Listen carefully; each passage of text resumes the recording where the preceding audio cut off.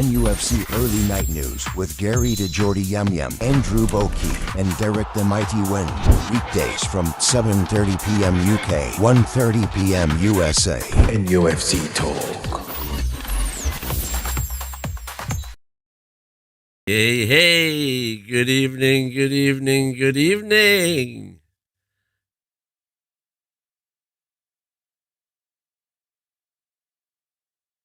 Gina Tooney.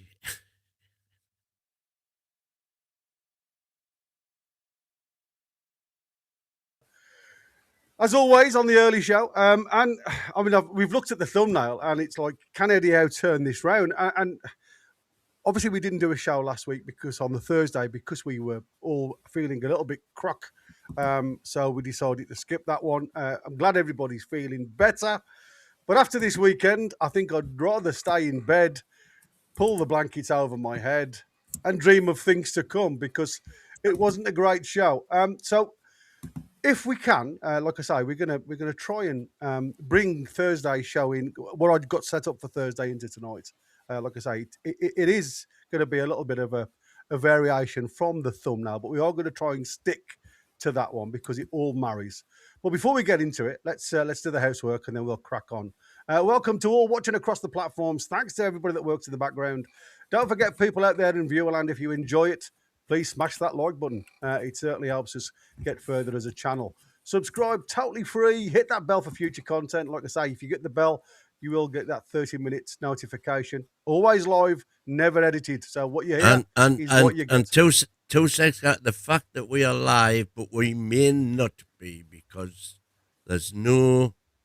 I've got it. I've got it on the chats YouTube coming in, and I'm getting messages off Chris saying, here they're coming in. They're all coming now. They're all on the way. Like I say, I've got YouTube on and I can see us on there. So I think at the start, as always, it just didn't cross over. There was just a couple of us on the screen, but we're all there now. I can see us. So like I say, hit that bell. You will get that notification. If you want to support us, you can become a member. It's a small monthly fee, and if you can afford to do so at this time of year, then that will be a great present to everybody at this channel. If you've got a question for any of us in the panel, like I say, put a Q in front of it if you can, but it ain't guaranteed, people out there in viewerland. So if you do want to guarantee it, then use that $sign, throw us a Talk TV super chat, and that will guarantee that message read out. And anybody that becomes a member during the show, or any of our lovely members out there that gift them, will also be thanked as we go. So housework is done. Christina, lovely to have you on board, my darling. Thank you. Lovely to be here. I mean, it was lovely to hear your voice for the first time. Obviously, on your we'd seen you in the chat for a long time, and obviously, for me, it's always lovely to get more support towards win. And obviously, you had Chris on the ropes with a couple of jabs. We were waiting for that big hook to come over the top. So with a little bit of canny work behind the scenes, we've managed to get her on board. And like I say, it is absolutely fantastic to have you with us. It's going to be, it's always nervy, So like I say, just relax, just chill. You know what I mean? Just go with the flow type of thing. And like I say, before you know it, you'll have the background the same as we've got, and it'll all just look so professional. I mean, I'm going to start with you, right? We're going to start with the weekend's game because, like, obviously, everybody's saying Wednesday is the big thing. I mean, Wednesday. And then we've got the early kickoff on Saturday, which everybody hates, the 12:30 kickoff on Saturday. It's never been a big favourite of mine. It's certainly not a big favourite of Wins because he can't get enough ale in his system before he gets to that match. What was your... Because you always try and throw a positive spin on anything that you say, whether it's good, bad or ugly. You always try and come out with a rosebud. What did you think about the weekend? I mean, that one's hard to put a positive spin on. I'm not going to lie. I'll be straight away. That was a tough game to watch. It wasn't a good performance. There wasn't a lot of positives that I can draw from that at all. The team was devoid of passion. Didn't seem to understand the pride that you should have behind the badge. I think, it's the team seem to have stepped back passion-wise from where they were last season, and that's worrying. So, yeah, not a lot. One positive is Nick Waldemor's header, I mean, fantastic, wasn't it, really? if he had put that in the right net, I mean, at least we know, because one of the questions when he first came was, oh, he can't head a ball. Well, hey, lads, he can. Yeah. But except for that, putting any sort of positive spin on the weekend's game is a struggle. Absolutely, and I You're think not that is wrong. the thing. And I must admit, I've seen lots of people out there. We're all talking about what's happened and everything else. Bruno's come out virtually in tears and said with a lot of heart and a lot of passion. Like I say, we all know where Bruno comes from. But the one thing that I often can't see. And the one thing that gets me, and you're bang on, Christina, when you talk about, where was that passion? Where was that get up and go? Because whatever it was, it certainly wasn't on the playing field. But is that something that Eddie Howe struggles? Because according to his post-match presser, he made sure the build-up to this game, everybody knew what it meant. And in his own admission, Newcastle just never turned up for that game. I've got a couple of things that I can throw on the screen as we go on with this. But if I can come to you first, I mean, we all had the post-match debate, the analysis, if you like, and even yourself, happy clapper chief, even you struggled to give Eddie some support after that performance. Having slept on it a little bit now, has that changed? Has your focus now changed back towards that positive side? Is there anything that you saw from that game that makes you now think, okay, I can see where we were going. I can see where we want to be. What's your thoughts? No, I can't, and that is the worrying thing for me, that Eddie just does not appear to be learning, to be improving his game management. Yet again, we watched Elanga and Gordon to a degree in the first half. It was apparent after 20 minutes max that was not working. And we've seen that time and time, and it's been different players occasionally. I can remember when Willock has been on and doing absolutely nothing in its eyesight, and still waiting. And when does he make a change? After they've scored. It's all reactive instead of proactive.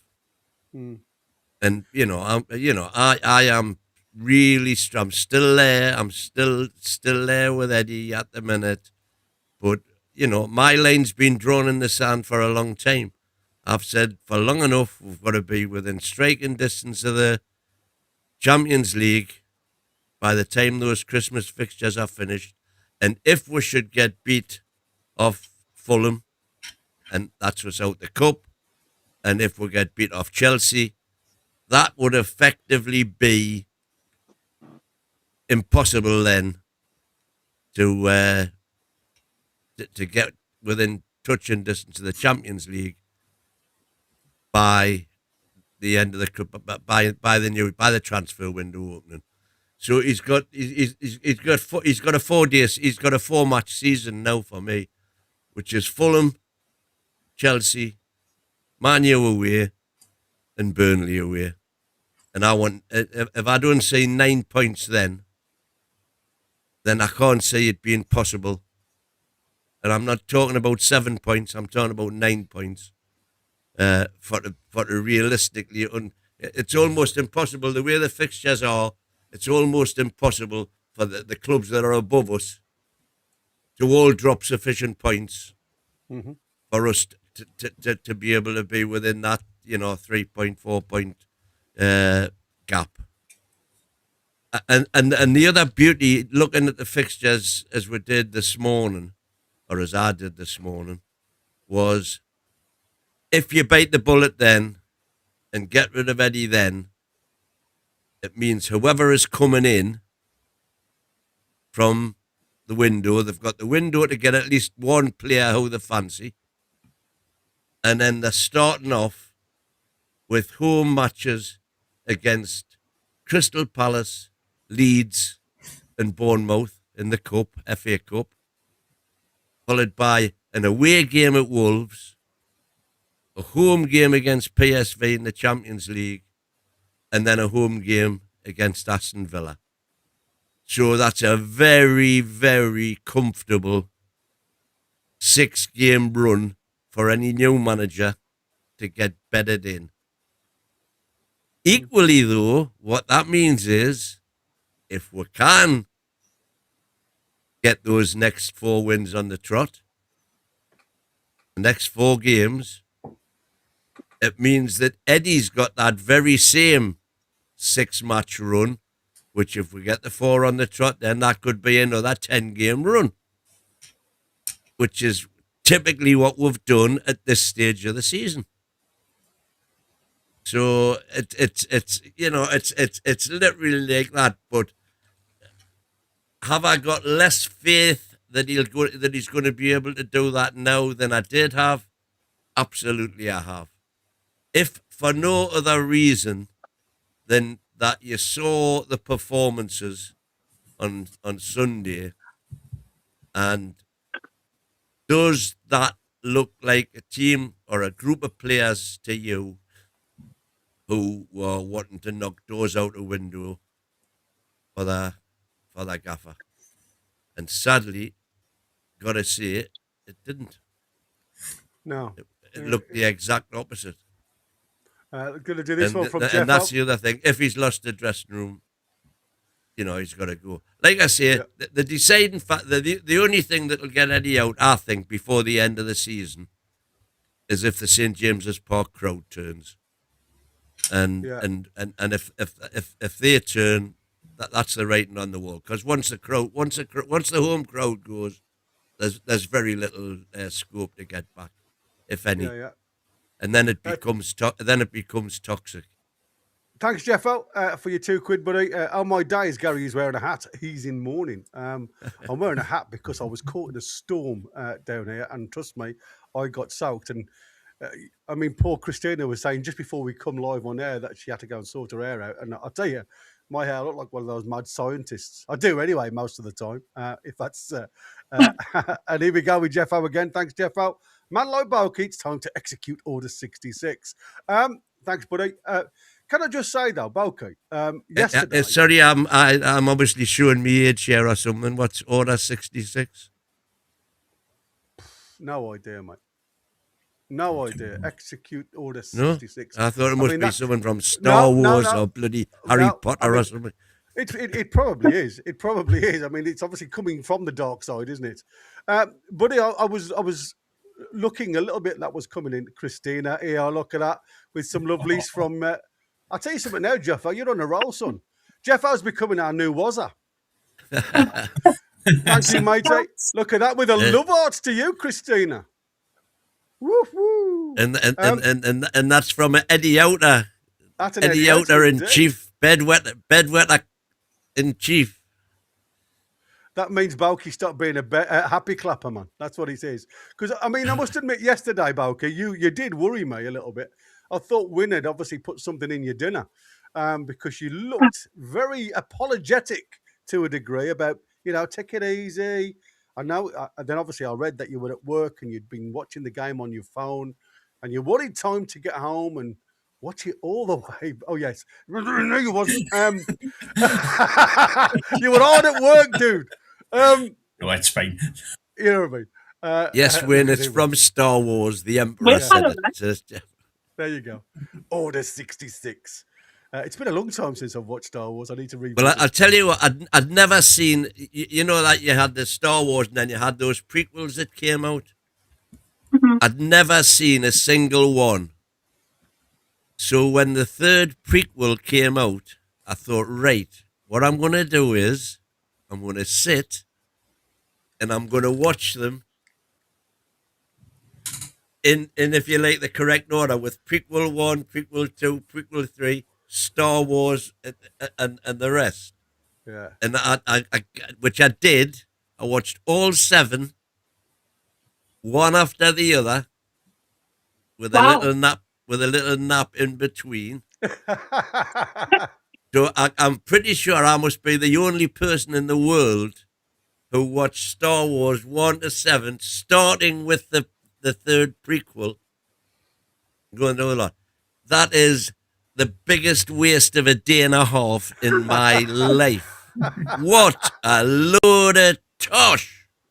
But I was gonna ask you it was like a beep, beep, beep, beep. I've started, so I'm going to finish. You've got to have to It finish was it. purgatory, man. Purgatory. Yeah, Must it's be the crazy. only Man person- United have Purgatory, just got purgatory it was. the other be the United have person just in the got world 1-0 up that- against Bournemouth, by the way. I must be the only person in the world that's never ever watched Star Wars. Oh, So my you know, days. oh well, you could do 8 now. Then I think, or maybe Yeah, even more. I don't know how many there I is can't think now. of anything worse. Win solo and Gaz Backer. Gaz There you go, Gaz Backer. I've got me backy with me, mate. Thank you very much. Go on then, matey. Because like I say, I thought you were slipping onto the happy clapper sword, but then you obviously came full circle after watching the game, the rerun, and I must admit that must have been a hard watch because I think, if I'm honest with you, and if memory serves me correctly, I can't watch that again. You know, usually I have to after doing the commentary because I missed most of the game. There wasn't a game to miss. If I'm honest with you. So for me, it has been a rerun. So give me your true thoughts after watching it again. Well, the first thing to say is while you're watching a game and straight after a game, you've got to say to fans, give it a little bit of time. So whether you're a happy clapper, a bedwetter, or just somebody who sits in the middle, you need to give a little bit of time after the game, give a little bit of reflection. And that's what I was saying. I wasn't saying anything's changed my mind here or, you know, I'm happy with that performance or anything like that.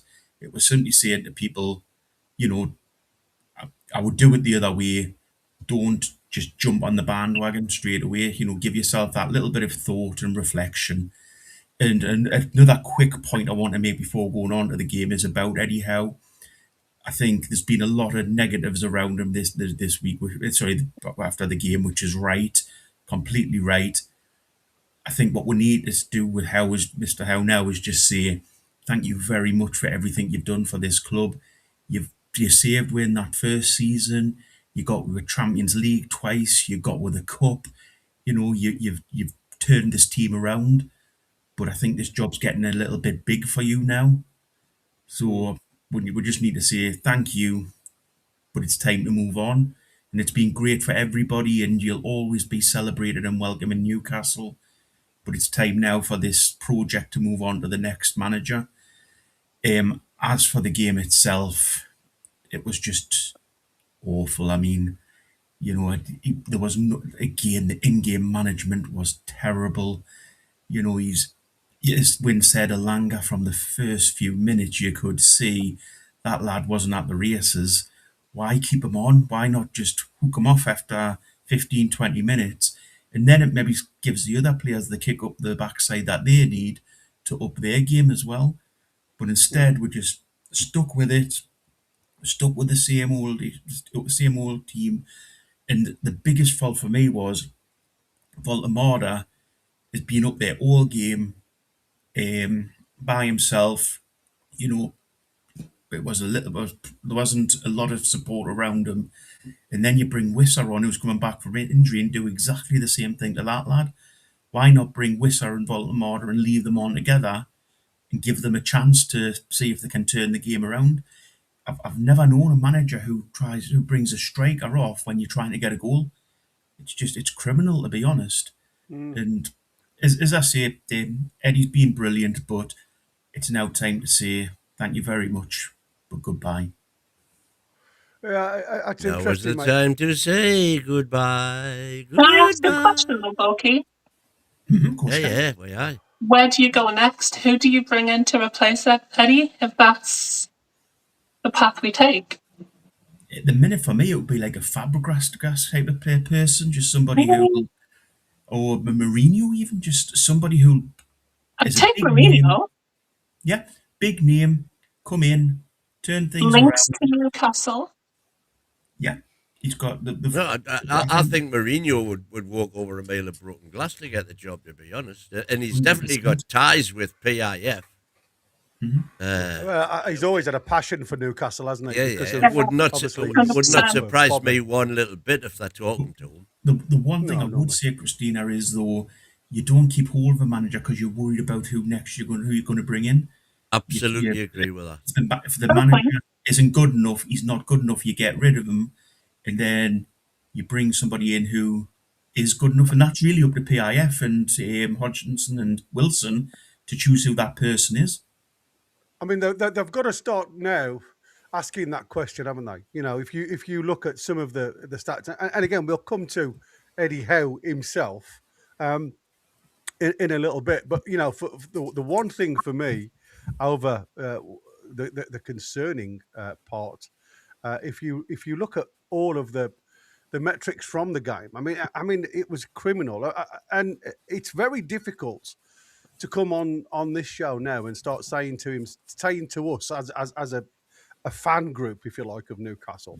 And I know there's a lot of people still out there, you know, support the team and everything else, but it's starting to become a little bit of the norm now, you know, away from home especially. I mean, it's pretty criminal when you look at the drop off of some of our main players.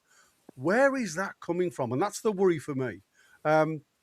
Let's just have a quick look, though, from yesterday's game, because the one thing that really strung out to me was I think this is probably the lowest metrics I have ever seen in a Premier League game. You know, I mean, from both sides. I mean, it was screaming 0-0, wasn't it? You look at, you know, 0.29 to 0.25 on expected goals. Neither team really had quality in front of goal. It was an absolute poor display of two Premier League teams that could potentially be top 10, if you like. And I'm sure, if memory serves me right, 11 shots in a game. I can't remember how many were on target, to be fair. There weren't many. Great. It's got it there. Oh, sorry, yeah, three. Yeah, you're right, mate. I can say that I knew there weren't many. That's what I said. That's how bored it was. I think this is the lowest amount in Premier League history. I'm sure. I mean, I don't know. I don't know if those stats are right. I don't know what they're counting Baltimore's header as, because that was definitely on target. and we had that shot when the kid cut in from the right hand side, and you know, Ramsdale had to make a good save. Yeah, that's what I said. That was definitely on target as well. That's the only real save that he did, though, wasn't it? You know, that's what I'm saying. If you that was the only save. I mean, that's the point. That was what was more annoying for me than anything. It was unacceptable. They were there for the taking, man. Absolutely. They had no quality of any description, and you know. I mean, listen, I'm not going to take anything away from total expected goals for the whole game 0.54 for both sides. For both sides, it's criminal. It really 27 touches in the opposition, but both sides. But when is that? Passes in the final third, both below 200. Is that not proving the fact we need a new manager? In that as you say, that game was there for the taking. He had millions and millions of pounds worth of players on the bench to change the game. 55 million player, 45 million pound player, and he didn't do it. He couldn't do it. He cannot manage in game. And I don't see your point of saying keep him till Christmas. What's the point? We're at this stage, and nothing's changed. Nothing's got any better. Because we've been here before, and like I say, I decided to pull up for exactly the reasons we're talking about now. I decided I had enough of Bobby Robson when he was here, and look what happened when we got rid of him. But what you just said, we just went into a spiral. What did you start that sentence with? We've been here before. We have been here before, and he hasn't learned. He hasn't changed. Yeah, Things are but things are in the same what I'm things saying are in the is, same situation again. if we'd He stuck hasn't with learned. Sir Bobby, But we're not with Bobby Robson now.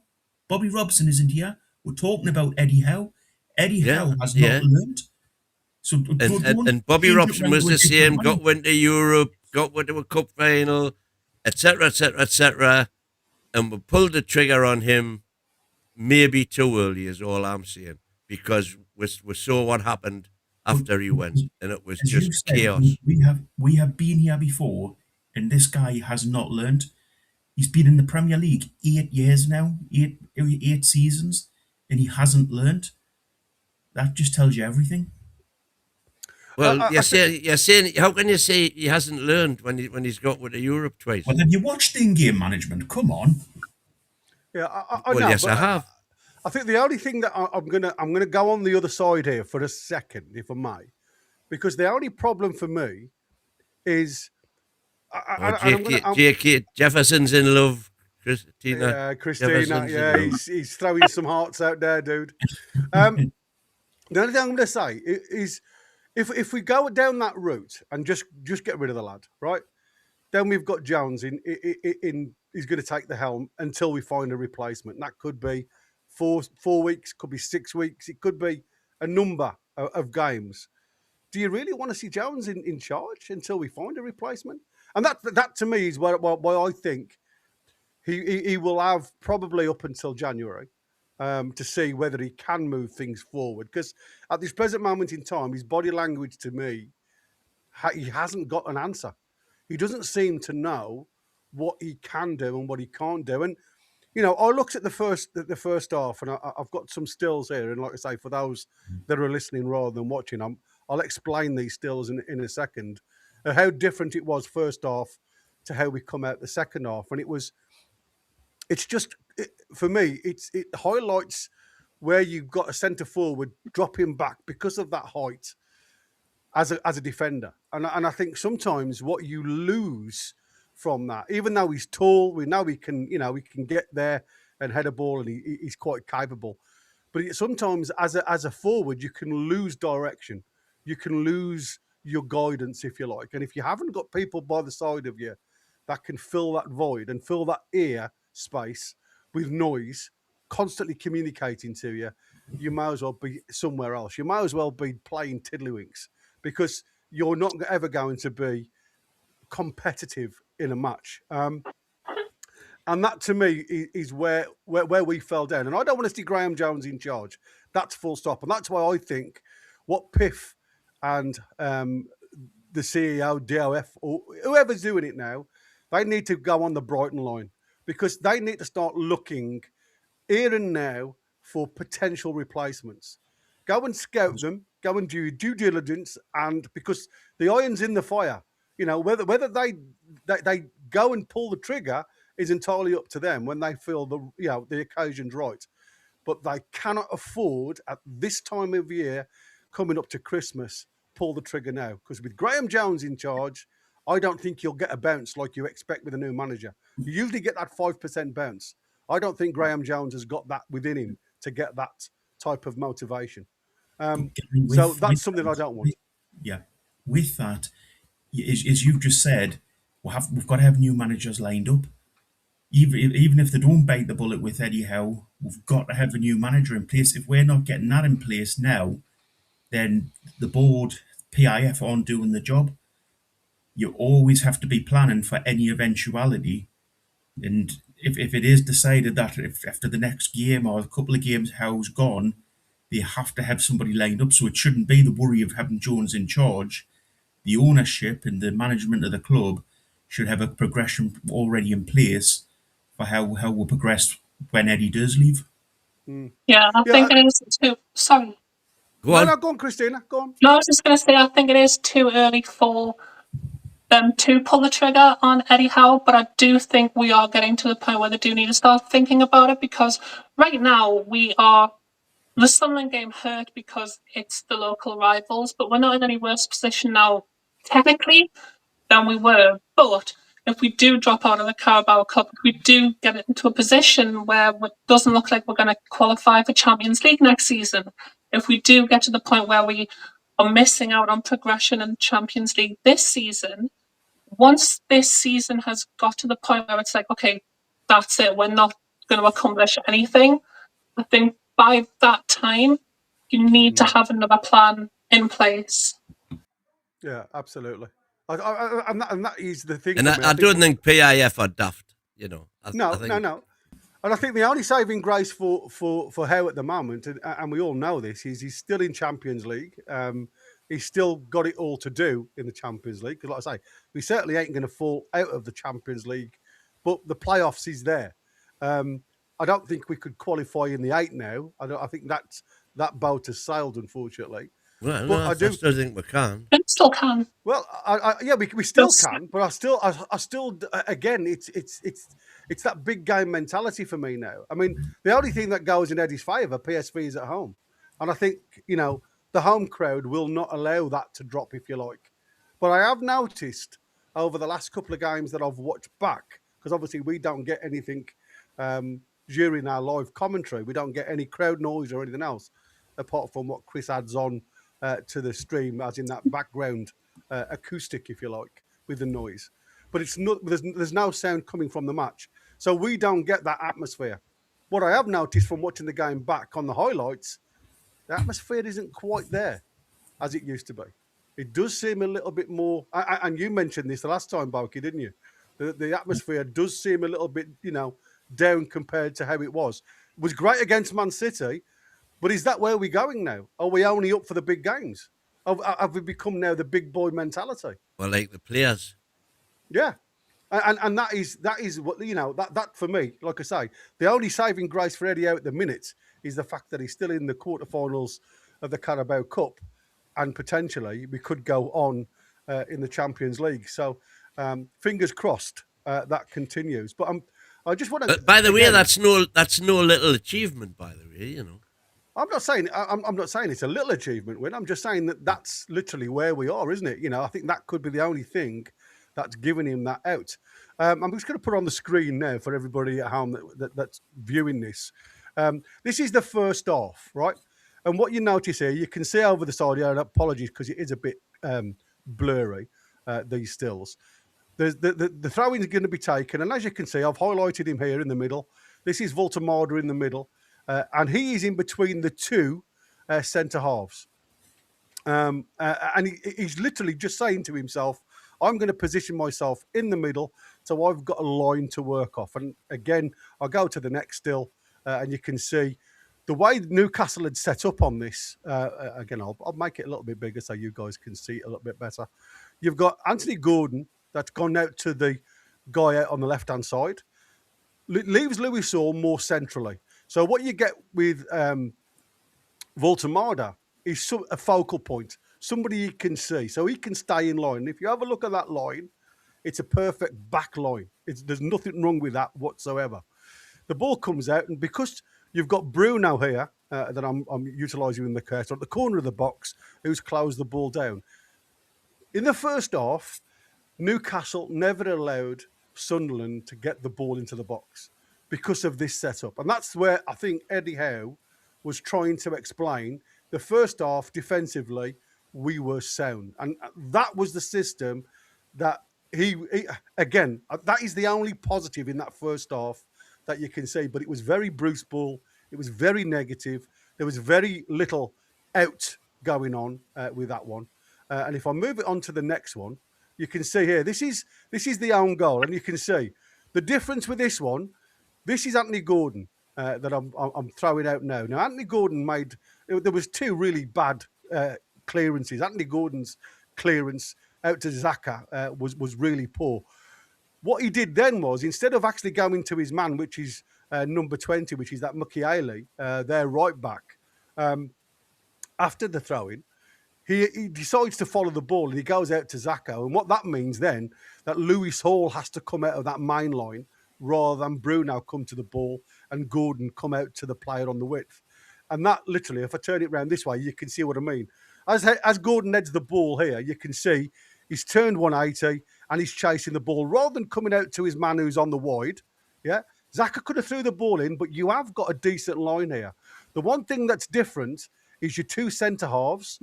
There's Chow, and Shaw is directly behind him. So there's your four.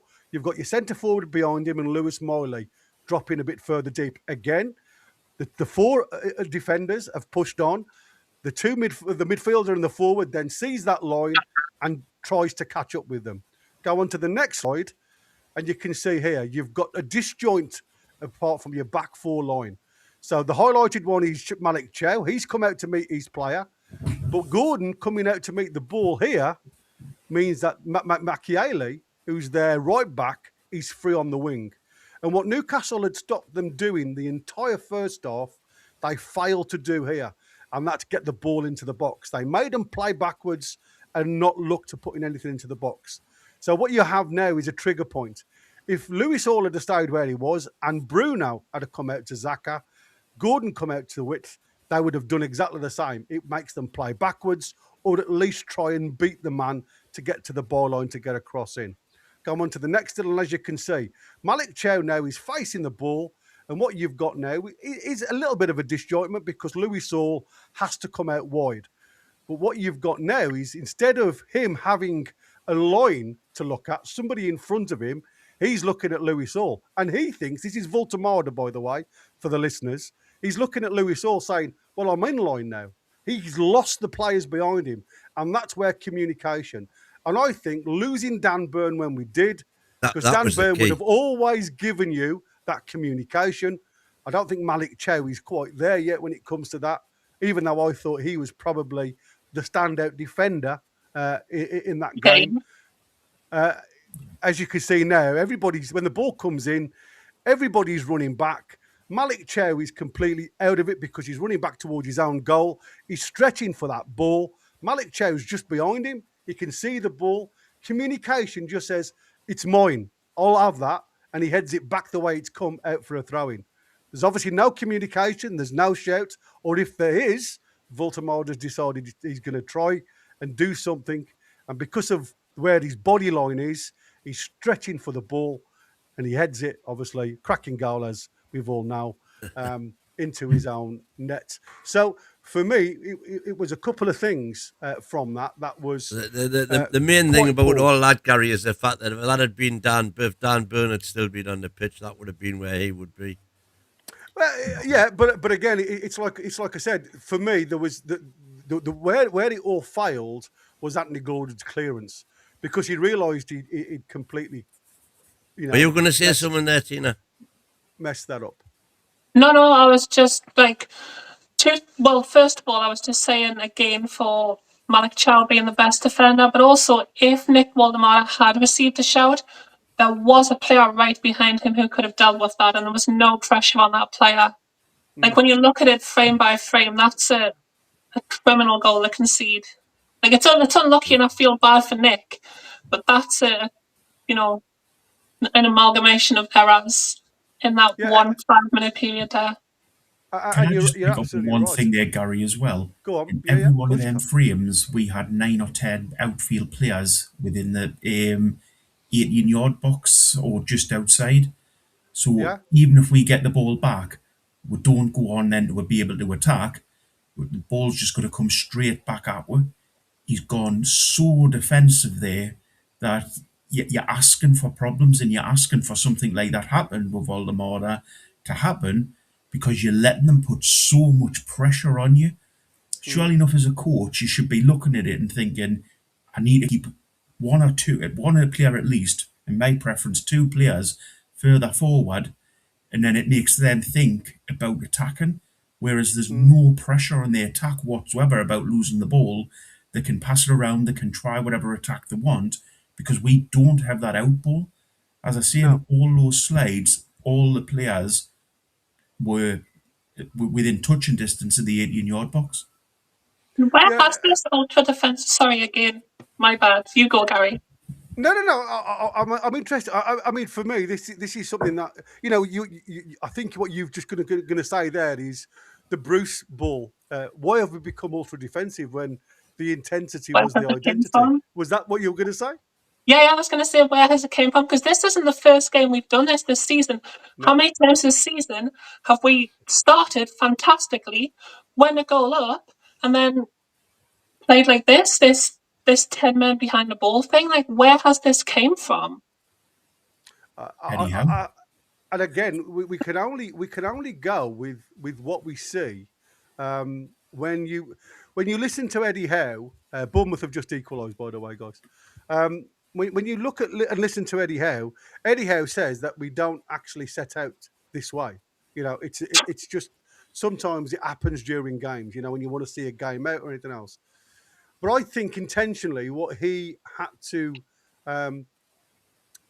when he had to look at the situation, the overall situation at the Stadium of Light against the Mackhams, I think what he intentionally sorted there was to keep it tight.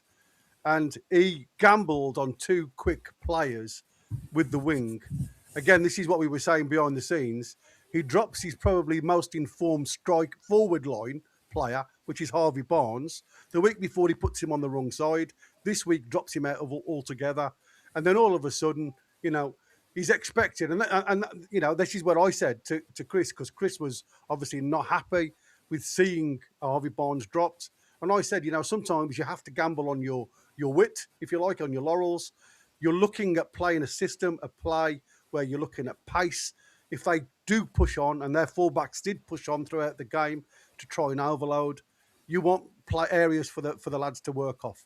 And to be fair, we did create those breaks. But when they got the breaks, they were absolutely woeful. Kicking, couldn't control the ball, kicking the ball. Both of them, on occasion, just kicked the ball in front of them in the touch. Who bought those players? Who brought those players in? Who brought those players in? Who coaches those players? Who's the one? That'd be Eddie Howe. Yeah. Huh? Yeah. I mean, on another day, Anthony Gordon can keep it in. Another day, Elanga can keep it in and get the cross across. But it wasn't another day. It was the day that you've got correct. Match that you've watched. Yeah, it wasn't another day. That's the thing, though. These aren't terrible players. We've seen Anthony Elanga play well, albeit not for us, but we have seen Anthony Elanga play well. We've seen Anthony Gordon be absolutely fantastic to the point where he's like on the first list of names for England call-ups.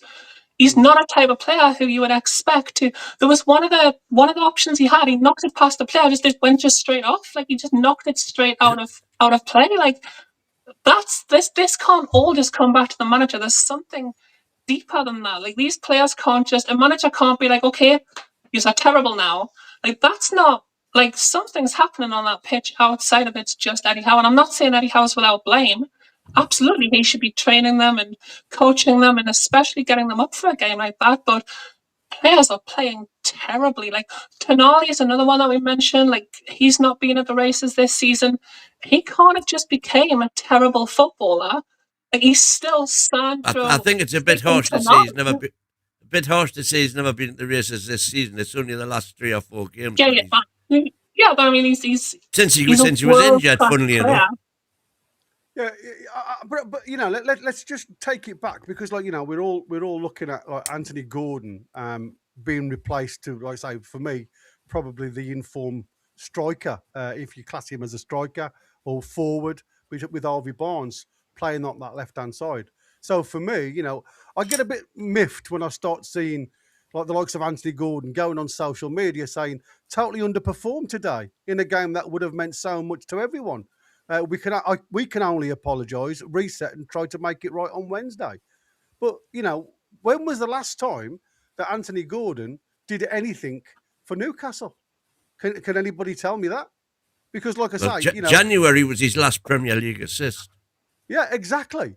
You know, you're talking January with his assist. And if you look at the non-Prem penalty goal, was 25th of August 24.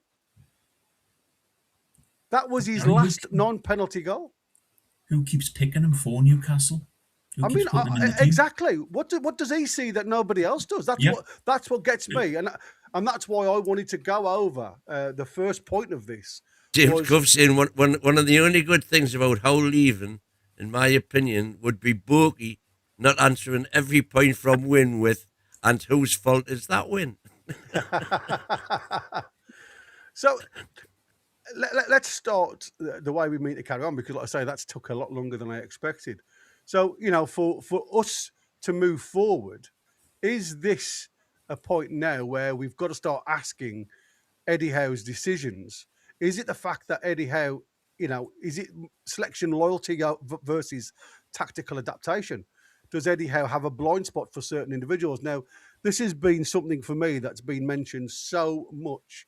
And I want to try and set the tone, if you like, because every manager has a philosophy, don't they? Some rotate heavily, some refresh constantly, and others stick with the players they trust. Has Eddie Howe reached the point where loyalty to certain individuals is beginning to weaken Newcastle performances? Or is he simply working within the limits of the squad depth available? And again, you've got to start asking the question. For me, the Sunday game against the Mackhams was the game that I wanted to see J7 in. Now, I understand from what the reports that I read pre-match was J7 wasn't fit to play. So why was he on the bench? Good point. If he's not fit to start a game, why is he on the bench? Because to me, when you're in that mire like we were, because we were being run ragged. Now, people will say, I'm sure he didn't want to see a card or anything like that. And by all accounts, it looks like Bruno could be on a ban because of the 20-man fracas that happened. And Bruno now has been pushed towards the FA as captain of the club with some of the remarks that he made, apparently. So he could be out. And to me, when you start looking at the way our midfielders performed or underperformed, and I go to Toon, the conductor of our squad, that's what I said about Toon. He was the one that was working the orchestra. But for me, I have never seen a player of his quality drop off as poorly as he has over the last few games. So where has that come from? Is it the fact that they have lost the faith in Eddie Howe because they don't, they're not picking the informed players? Is it more the fact that these lads are working too hard to get the results and other players just seem to be walking into the team? Have they all just given up? I mean, I want to hear what you guys think of that, and the fact that where you see, is there any evidence in recent team selections that we don't see favourites in the team? I'll ask these two on the other side of us here. Do you guys think that we see favouritism? Because I do. Why was Shaw dropped? The other week and Dan Burn brought straight back into the team. Why? Because Dan Burn is a better left centre let us back. finish. Let us finish. Why was Miley dropped when he had a good game? Willock had a good game the other week and he was dropped straight away. And it's to get Eddie Howe's favourites back into the team. Eddie Howe has his favourite players and he won't deviate from. As soon as Pope's fit, he'll be back in the team. The guy's he's been great forward, but nobody can tell me he hasn't got his favourite players. I'm sure he has got his favourite players. Everybody's got their favourite players. But and there's nothing the matter with that. All I would point to is if he has got favourite players, then his policy of selecting favourite players has stood us in very good stead. Thank you very much.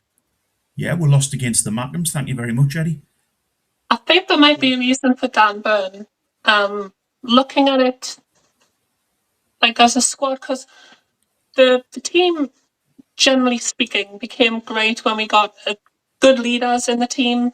Kieran Trippier, for example, with everything that happened with him, that was a big loss. That was a big drop off. And I think Dan Burn is one of the leaders of the team. I think he's good at getting other players fired up. I think he's got a good voice. I think he's quite a commanding player.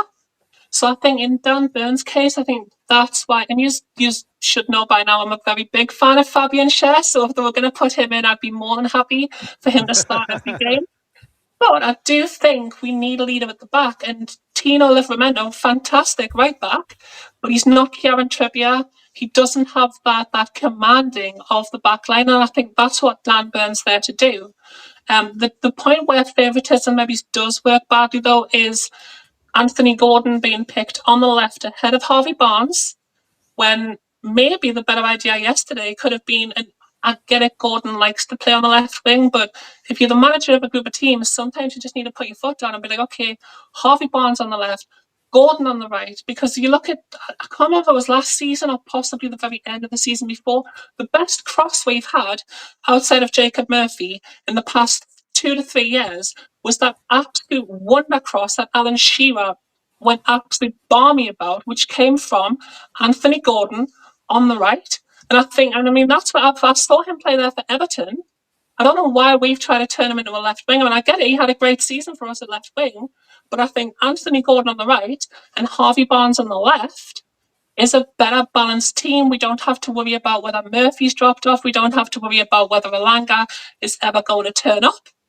That for me works. And then you've got balls going in from a right-footed player in Anthony Gordon, who certainly knows how to deliver, onto the head of Waldemara, which, as we've seen, is pretty spot on when he gets the chance. Yeah, I mean, it is interesting, but I mean, like you know, Balky said to you guys, there is certain players that don't seem to even need to prove themselves. Now, somebody's put in the chat again. Apologies because I've just seen it, and I wanted to come up with this one because obviously they're trying to make an excuse for the likes of Tonali, and I understand that he's been unwell. I understand that he's been injured. But again, you have to pick. You know, we've heard the manager turn around and say that he has to pick a team that he believes is going to give 100%. Now, surely, you know, having played a coach at Premier League level, you know, if you're not well, you're never going to be 100%. You don't have to be, and you know, a non-player to understand that. So why do we allow excuses like that to oversee the game? Because to me, you know, if a player's unwell, we've seen with Bruno. You know, for me, obviously Bruno is his first name on the team sheet whenever he's not banned. He's played 85% fit, apparently, according to Eddie. Well, according to Bruno, with that 10 kilos on his back. Then obviously you've got Tonala with this knock and illness. And then you had Louis Saul, who was just recovering from an illness. And we saw Dan Burn shift over to left back. And apparently he wasn't well to start, but he was well to be on the bench. And that, to me, rings alarm bells. When you've got players that may be needed early in the game that weren't fit to start a game, but still on the bench. And again, we've seen that with J7. You know, if he's not fit, he shouldn't be even in the squad. He should be out looking from the terraces and supporting from there. No, but there can be situations where you're fit enough to play, but not fit enough to play for 90 minutes. No, when it's the reason for this. We is didn't because even Eddie see Howe him. hates. Yeah, it's the reason for this is because Eddie Howe hates youth. He would rather put an unfit first teamer on the bench than put a youngster on the bench that could actually play if we needed them. Again, it's a fault of his with his squad day management. He just will not give young players a chance when senior players are injured and shouldn't be on the bench, or poorly or ill or not 100% and shouldn't be on the bench. You said that, but a couple of the players he's brought in have been essentially youth level players. But when we brought them in, like Lewis Hall, who was arguably our bright spark of this season, he was brought in as a young player. Tino Livramento wasn't really as established when Eddie brought him in, so he's clearly brought in youthful players. But there is, like, for example, with the Dan Burnett left back situation and the sending players out on loan, there is definitely some truth to what you're saying there, Barkey, about this. He seems to be very reluctant to pick or even give half a chance to youth players, but at the same time, he has signed good youth players from other teams. Yeah, I think you can definitely see with if you spread the net that especially Ross Wilson's definitely looking at getting this team less of an aged group of players. He's starting to bring that age down. But this is a great spot from Connor, who's just texted me. Tonali's drop-off, and again, this has got to have something to do with it. Tonali's drop-off. I mean, I've just been at it. Somebody's laughed at me in the chat there because I called him Tonalo. Well, there you go. I could call anybody anything. Trust me. Tonali's drop-off has ever since I put him at right back. And to be fair, I'm going to have to go back and have a look at that now, because that's literally put a little trigger in my thought process. Is that something? Was that a trigger moment, was it? Was it? I mean, you know, sometimes when a player gets told to go and play in a position that he's just not accustomed to, does a player then start losing that faith? Does a player start questioning what the manager's credentials are? Well, that was Because the you're West not gonna Ham get the game, best out wasn't of it? him. Yeah. That was I mean, the he's West not Ham played well. game, and I mean the decisions that were made, you know, the game management decisions that game were just baffling. Question. I mean, you and I were trying to work out who was playing where for virtually the whole of every substitution you made. I said, well, hang on a minute, where's he going? Where's he going? Yeah. Question I mean, a friend asked us the day was, this one's probably to win a little bit, but you've got Hall and Tino back now at the back. Which were your excuses? We've got Wissa coming back into the squad. What's causing the issues now with this squad? What are the problems now? What's the get out for Eddie now? yeah. There is, Well, hey man, I told you there's no get out at all for Eddie on Saturday. But it's one game. But it's a big game win. Come on. It is a big game. It's a massive game. You don't have to tell me that. But it's not one game they'll win, is it? It's the away form per se, you know, and this goes back to, you know, last Yeah, but season the as well. away games per se don't incorporate the fact that no Tino, no Hall, no okay, Wissa. You know, But what that happened- excuse what was definitely not there on Saturday. So what's the excuse now? There isn't one. Eddie had a mare. Yeah, that's what I said. I mean, it's incredible to think that you've only won one game this season away from home, and I think when you look at the teams that we've played away from home, not really had anything hard as of yet away from home. You know, these teams are beatable on your day, and I know you keep on saying when that the Premier League's difficult to get a game.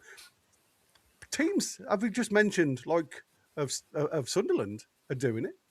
I mean, they've taken points off a lot of big teams as well. They haven't had an easy game, and I mean, Foxy's put in the chat there. You know, they bought well. I must admit, I there was a couple of players in that side. I thought the fullbacks was absolutely fantastic. The way they pushed on. I thought the lads in midfield were superb. Zaka just pulled the strings. He's the deep one. And again, you know, people say you can't really do anything unless you play this 4-2-3-1. They had players running everywhere. There was no end product for Sunderland. That was the problem. If they had a decent striker up top, I mean, Mr. Brobby did cause us a lot of problems. Don't get me wrong. He was strong, very athletic. But again, there was no end product from Sunderland. If they could get that top I was end going right, to say, I I didn't see Mr. Brobby causing us any problems. To be fair, Well, that's the annoying thing about it. I didn't see Sunderland causing us any problems. No, what I They say were there causes for the problems. taking, absolutely Yeah, there for the taking, and we just bottled it big style. When you look at the way we set up, right, which was very defence minded in the first half, we weren't allowed to go and push on. And the element for me that was criminal was when Alanga had that moment breaking free, and Anthony Gordon was literally one ball diagonal, and Yeah. Anthony Gordon had got literally the whole of the half to run into. And in the end, he plays that wrong ball down into the channel where a lot of players in red and white shirts could get back at you. So again, it's decision making at the time, and for me, you know, we talk about it as long as we can now, because Alanga just doesn't work in this system, and it's horrible to think that, you know, it can be anything else but a problem. You know, we look now at, you guys have just said, we've got 4 fit defenders in the team going forward, and that could be potentially into January. We now have Craig Alp saying that he's punctured lung. Another thing that I can't understand: why the hell was he allowed to go and have another go? If he was struggling to breathe, because we all said, didn't we, during the live watch along, if he's cracked a rib and he can't breathe, and I said it's one of them where it's just knocked the wind out of you. He'll need to get up and have a couple of breathers. It may take him 10 minutes to recover from this, because if you puncture a lung, you know about it. You can't breathe. The pain is excruciating. So why the hell did the physios allow Dan Burn to continue? And it was only Dan Burn himself putting his hands up and saying, lads, I can't. Yeah. But there was the same Dan Burn who was saying, no, I'm okay. Yeah, but you. Joe Linton did that the game before when Howe hooked him off anyway. Yeah, because Jordan was angry about that. Joe Linton did exactly the same the game before, walking back up the sideline, going, no, I'm fine. But he got hooked off us anyway. It's the manager's decision. I realised it's the manager's decision. You know, I mean, listen, again, we talk about players. You know, Dan Burn would not want it to come off in a derby, and it may well be that he just thought he was winded or whatever. And then when he realised he was, in actual fact, when he finally decided, he could have cost us a goal, because absolutely. You know, we were effectively a man down, and he didn't have the nous to just go to ground and get seen. We were screaming it, weren't we? Yeah, we were screaming it during commentary. Go down, man, go down. Yeah, absolutely. And that's what I said. I mean, for me, their movement was, you said Brobry didn't really cause any harm. He got stuck into our two centre halves. He didn't, and again, their fullbacks, because of the way they played, didn't allow our wingers to dictate play. And I think sometimes, again, it's all about movement. Their lads in the middle of the park never stopped running the entire game. And there was, like I said, I wouldn't say there wasn't quality there. What you get is team effort. It's work. Yeah, workaholic. they wanted it more than we did, which is unforgivable. Yeah, absolutely. And that to me was the criminal thing. But you know, the big thing for me, it's this minimal rotation, and we talk now. We're down to our last bare threads, if you like, at the back line. Who is available to come in there? We know Alex Murphy's been in there, and for me, you look at the Everton game, and Sean Neve was on the bench again, 4-1 up, and the young kid just doesn't get a chance. And Eddie Howe's excuse to Voltemade dropping off yesterday was, he's fatigued. Now you've had so many opportunities now to give lads a rotate to come through, especially like games where you've been winning comfortably, a chance to put them in and have a look at them. You're not, again, under Eddie Howe's guide, Wissa's only ever going to be a 30-minute man up until after Christmas. Now, that doesn't help you with Voltemade. And at the minute, I must admit, I didn't think Voltemade has been great the last couple of games. I think he's been losing the ball more than he's been keeping it. And again, are we trying to make things work looking at the way Isaac worked and trying just to amalgamate some type of difference within that side? And again, you talk about poor form across that front line. It was absolutely pathetic. Not only could we not keep hold of the ball, we couldn't pass the ball. We had nobody that was willing just to put a foot on the ball. So for me, this team structurally needs changes. It needs a different setup. And like if Eddie Howe can only play one way, surely that's a massive negative towards the coach, because he doesn't have another team selection because of the players that he's bought. And for me, you've got J7 on the bench and you're relying on Steve Bruce players to come on, even though you've spent 40-odd million quid on a player, Ramsey, never got a game, never got a touch of the ball. And his excuse was, I wanted players to run with the ball. How many times have we seen Willock do that this season? Gary, can I bring up 2 quick points? First one is we've got over 150 people watching, less than 50 likes. Can people whack that like button forward? Oh, it's beautiful. Much appreciated.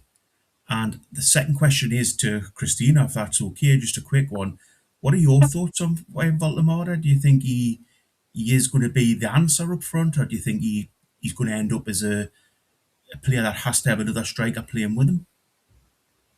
I mean, I've liked Nick Waldemora since he came to us. I liked him before he came to us. I saw him a little bit in the under-21 international tournament. I didn't know who he was at the time, but he did stand out as an interesting player who was putting himself about. I think if there wasn't so much pressure on him, then he would be a potential answer. At the same time, though, you need to set up a system that's going to work with the players that you bring in. And he's had moments of genius in like the first few games. Like every time he was touching the ball, it was super exciting. In the last few games, those haven't been there, and I don't know if it's because it is just him that's playing up front, or if the other players aren't moving around him enough for him to be able to do these little flicks and to bring other players into the game. He's a fantastic player for, like, think of the space that he could make for two fast wingers, which we do have. With the way that he plays, he can hold up the ball, he can take players on, he can see a pass, he can pick a pass. That hasn't been there for the last few games, and I don't think that's specifically his fault. But over the last couple of games, I've not been. I don't think he had a good game yesterday. I think there was a couple of times when his touches were bad. But again, I mean, he's played every game this season, more or less. Like, and he's only, what is he, like 21 now? Like, that's a young age to come into a new league, and everybody says the Premier League's the toughest league that there is. He's came in, he's getting kicked around every game. He's got very little support around him. The quality players around him aren't delivering the quality that they should. Shout out to Anthony Gordon. So, yeah, I mean, I think he could be the answer. He could be an absolute gem of a player, but I don't think we're seeing the best of him at the moment. And do you think he'll get better 23, Nick? Yeah. 23. Do you think Eddie will ever play two up front with him, Christina? Do you think he'll ever go with the two up front, or will it just I be? would love to see it. I'd love to see even just the 4-2-3-1, but like playing like your number 10 position as either Walter Mata or Wisa. I think that would work. I think a lot of us can see that would work. And I don't see why he doesn't try it, because in Eddie's 4-3-3 that he loves, and we all know that he loves it, he doesn't really play with a proper number 6.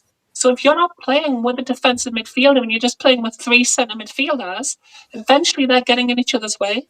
So you might as well drop one of them, play with Wisa and Walter Mata, and see what that creates. And I would hope, with the fact that he's brought both of those players in and the type of players that they are, that he does have that in his locker. But I do know that a lot of people do not think that Eddie would do that. I'd like to think that he will, though. Yeah, I think guys on here are saying that even with a broken rib and punctured lung, Eddie will still pick Bird for Wednesday. It wouldn't shock me. I'll tell you something now. That would be criminal.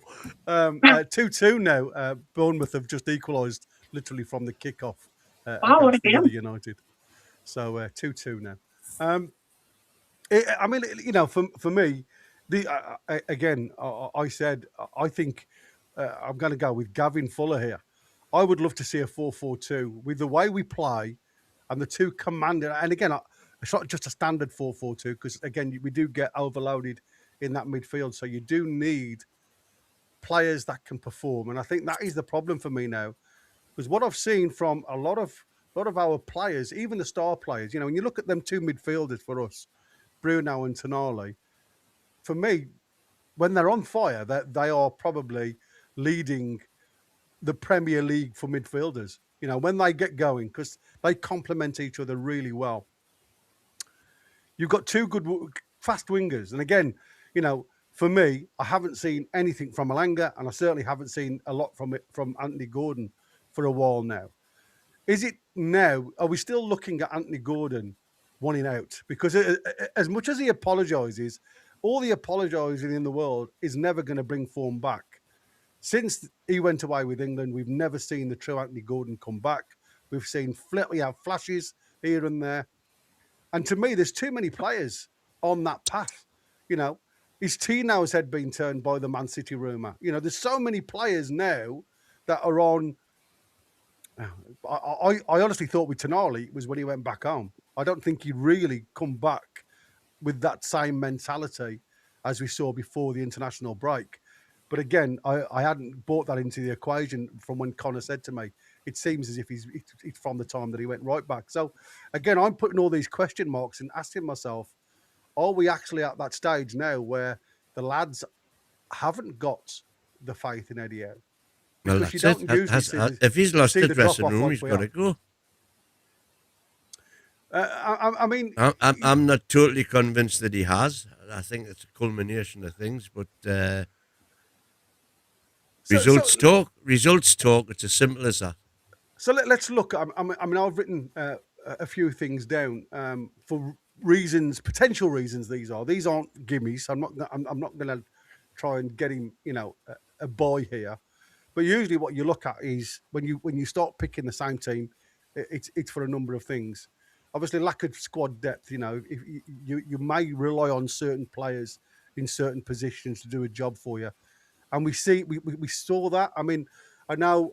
I think somebody had put in the chat earlier that he disagreed with what I said about Anthony Gordon going to the ball. What I was trying to show was from the first half, Anthony Gordon's job was to keep hold of the wide man, and that's why Sunderland couldn't get the ball in because of how poor his header was. You're absolutely right. I mean, he was closer to that man than he ever was. The problem was where Hall started. I always say you've got to be the same distance the ball has to travel to close a person down to be effective, and that's where I thought we fell down there was because, nobody was close to that wide player. And by the time Hall got out there, we were all over the place. So I'm not saying, it was Anthony Gordon alone. It was just that one decision that he made to go and follow the ball, which, as you quite right, I think it was Cuffy who said that. Quite right. He's close to the ball. It was his mistake. He wanted to go out there and put that right. But And that, by the way, that's not the first time, because if you remember, the same thing happened against West Ham when, Dan Burn got the brunt, but it was because Dan Burn had to go and cover Bowen, who was Gordon's man,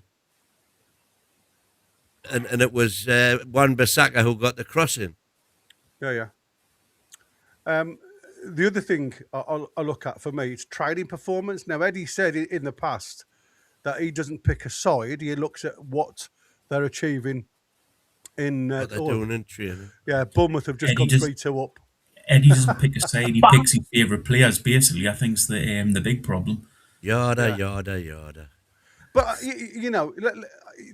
I always look at that and say, well, if you're picking the performers on a training field, there must be some really poor training. So what are you doing to change that?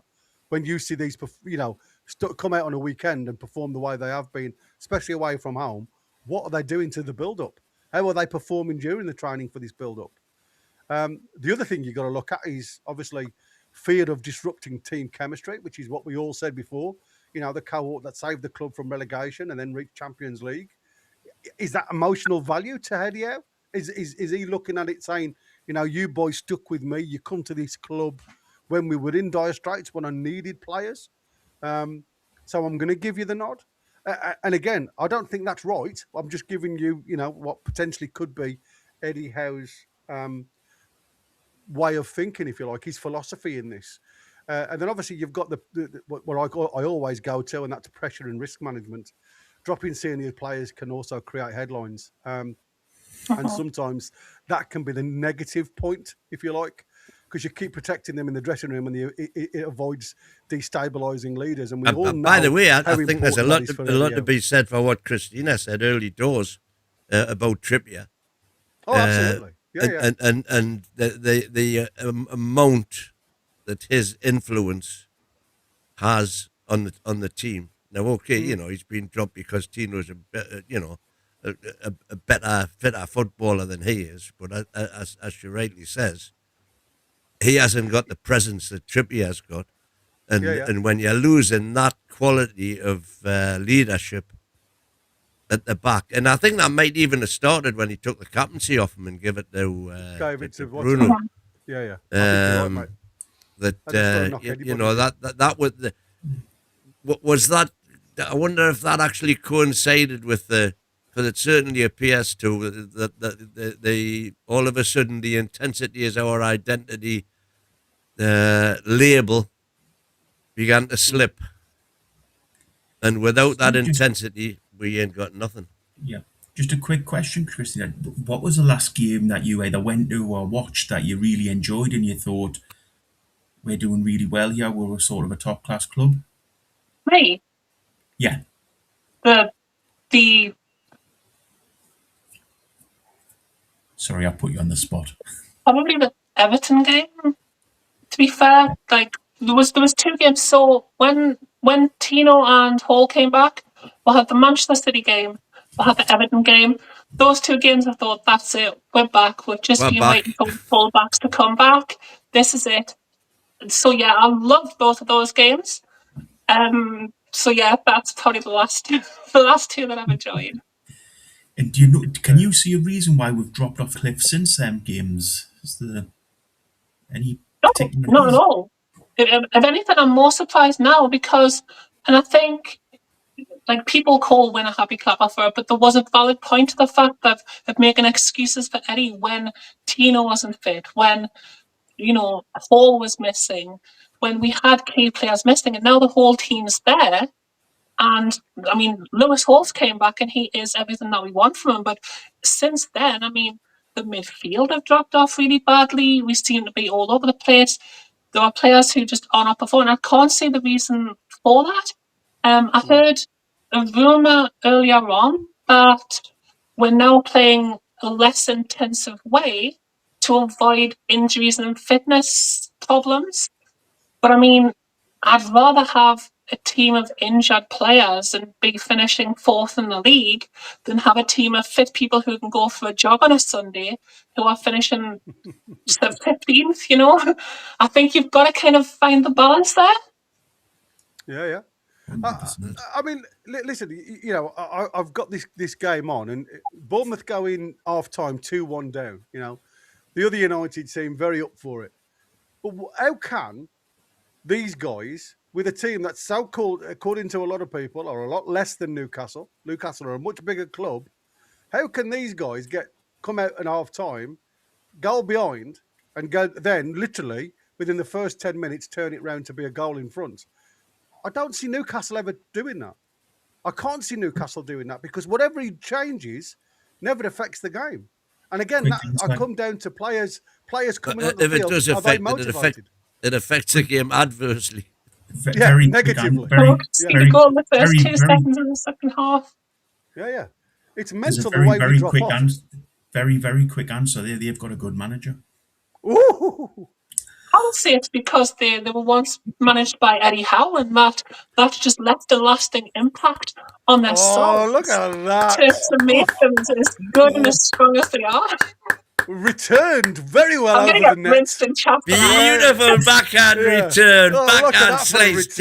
Deep into the box. Has bogey on his backside at the baseline.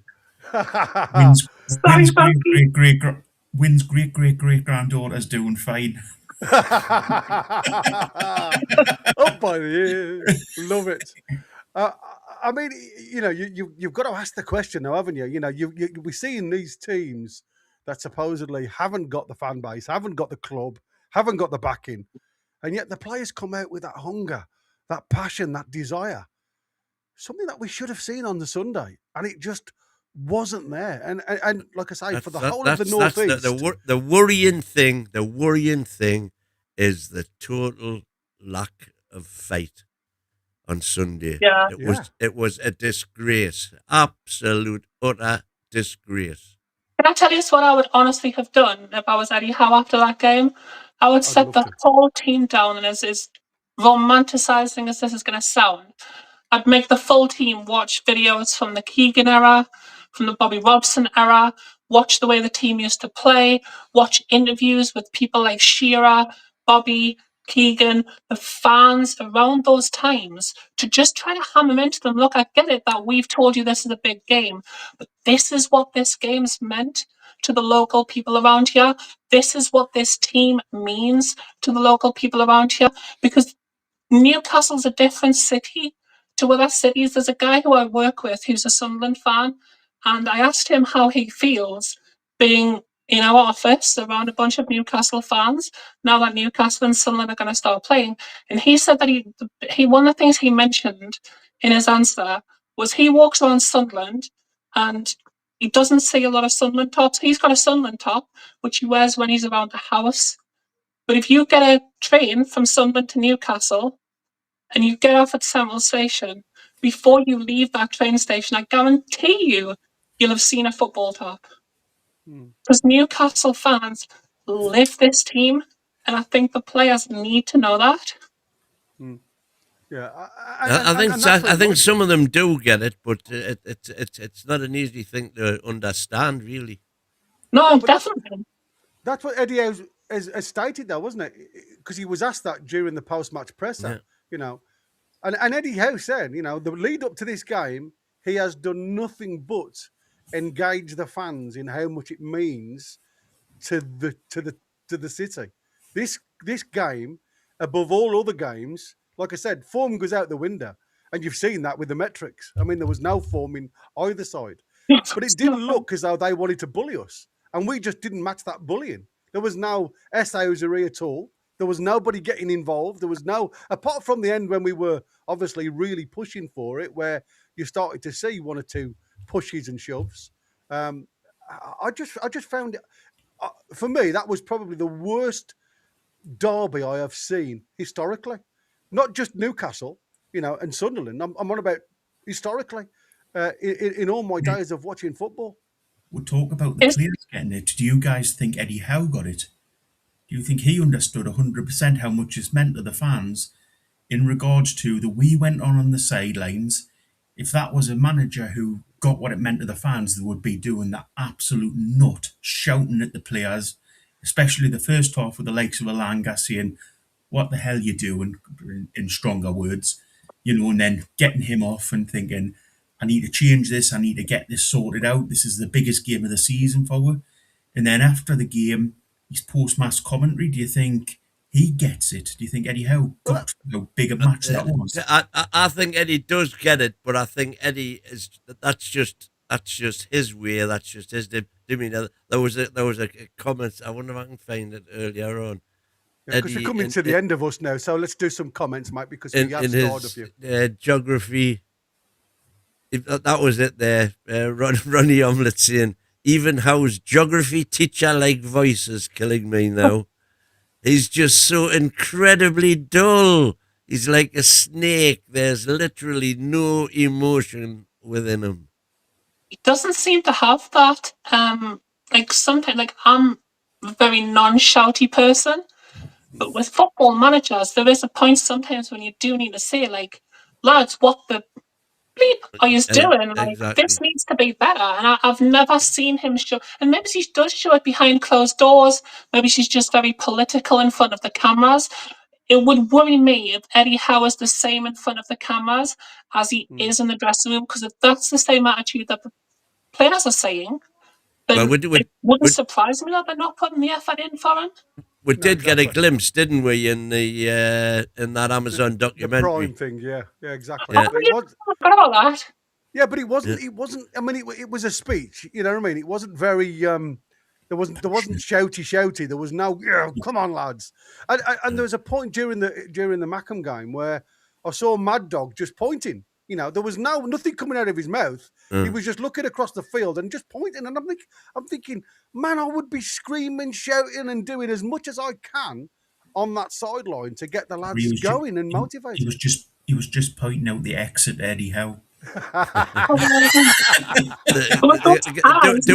doesn't need to talk. Mad Dog doesn't need to show. He's just got those scary eyes, looking like a werewolf, and he's just points at you. That's it. You know it.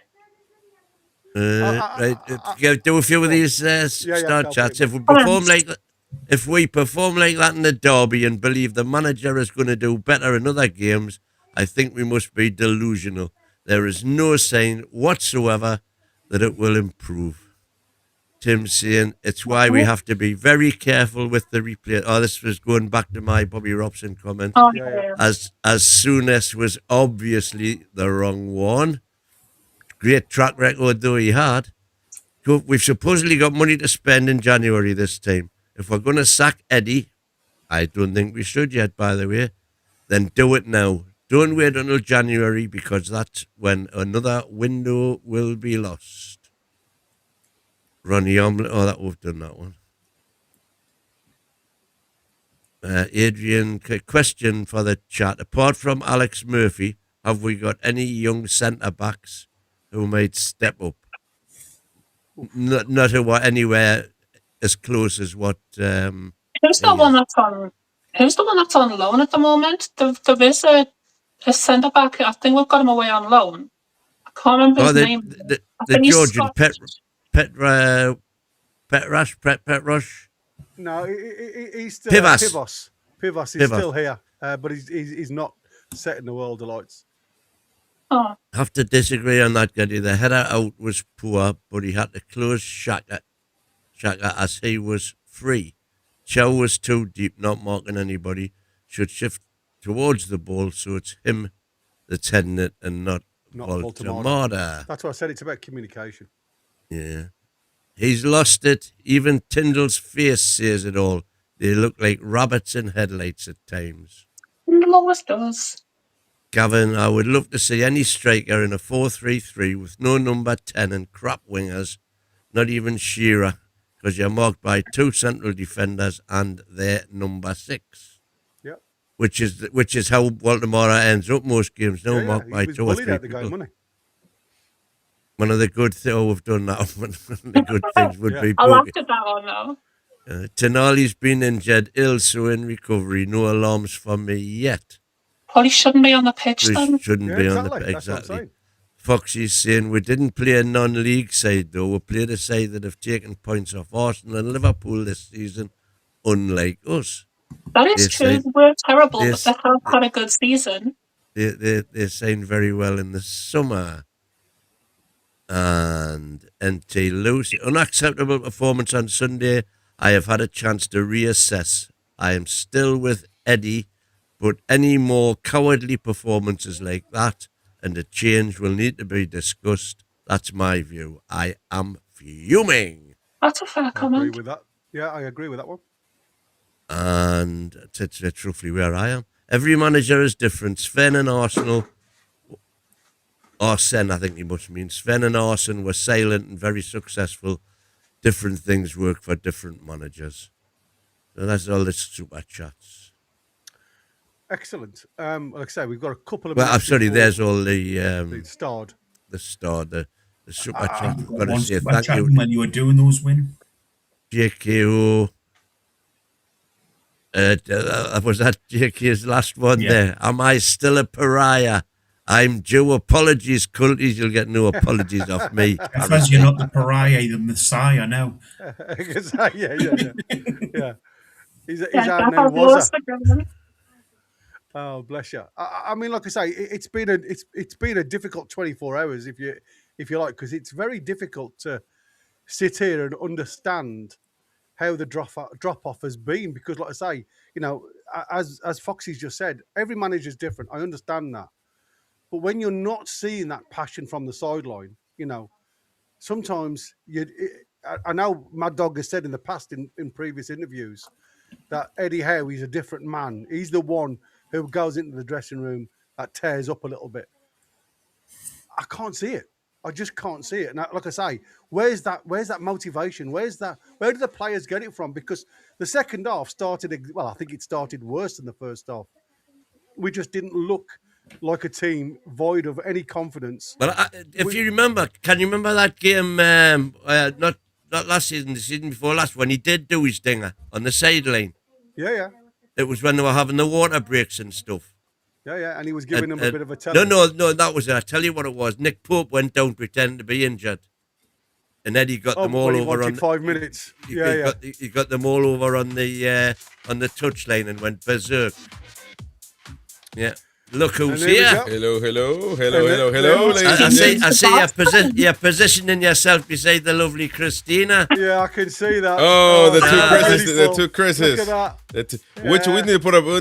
We got a poll in the chat. Can Eddie Howe turn things around? But we should put up a poll saying which Chris which Chris did they prefer? Only weekends, lad. Only weekends. Which, by the way, great debut from Christina. But I must say, maybe I'm not sure if it's a good decision because we got you can't have a good sheep around the farm because there's a lot of coyotes roaming around here. You know what I mean? There's a lot of coyotes running around here on this, and especially in the chat. But no, you've done amazing, Christina. So speaking more sense than Win has ever.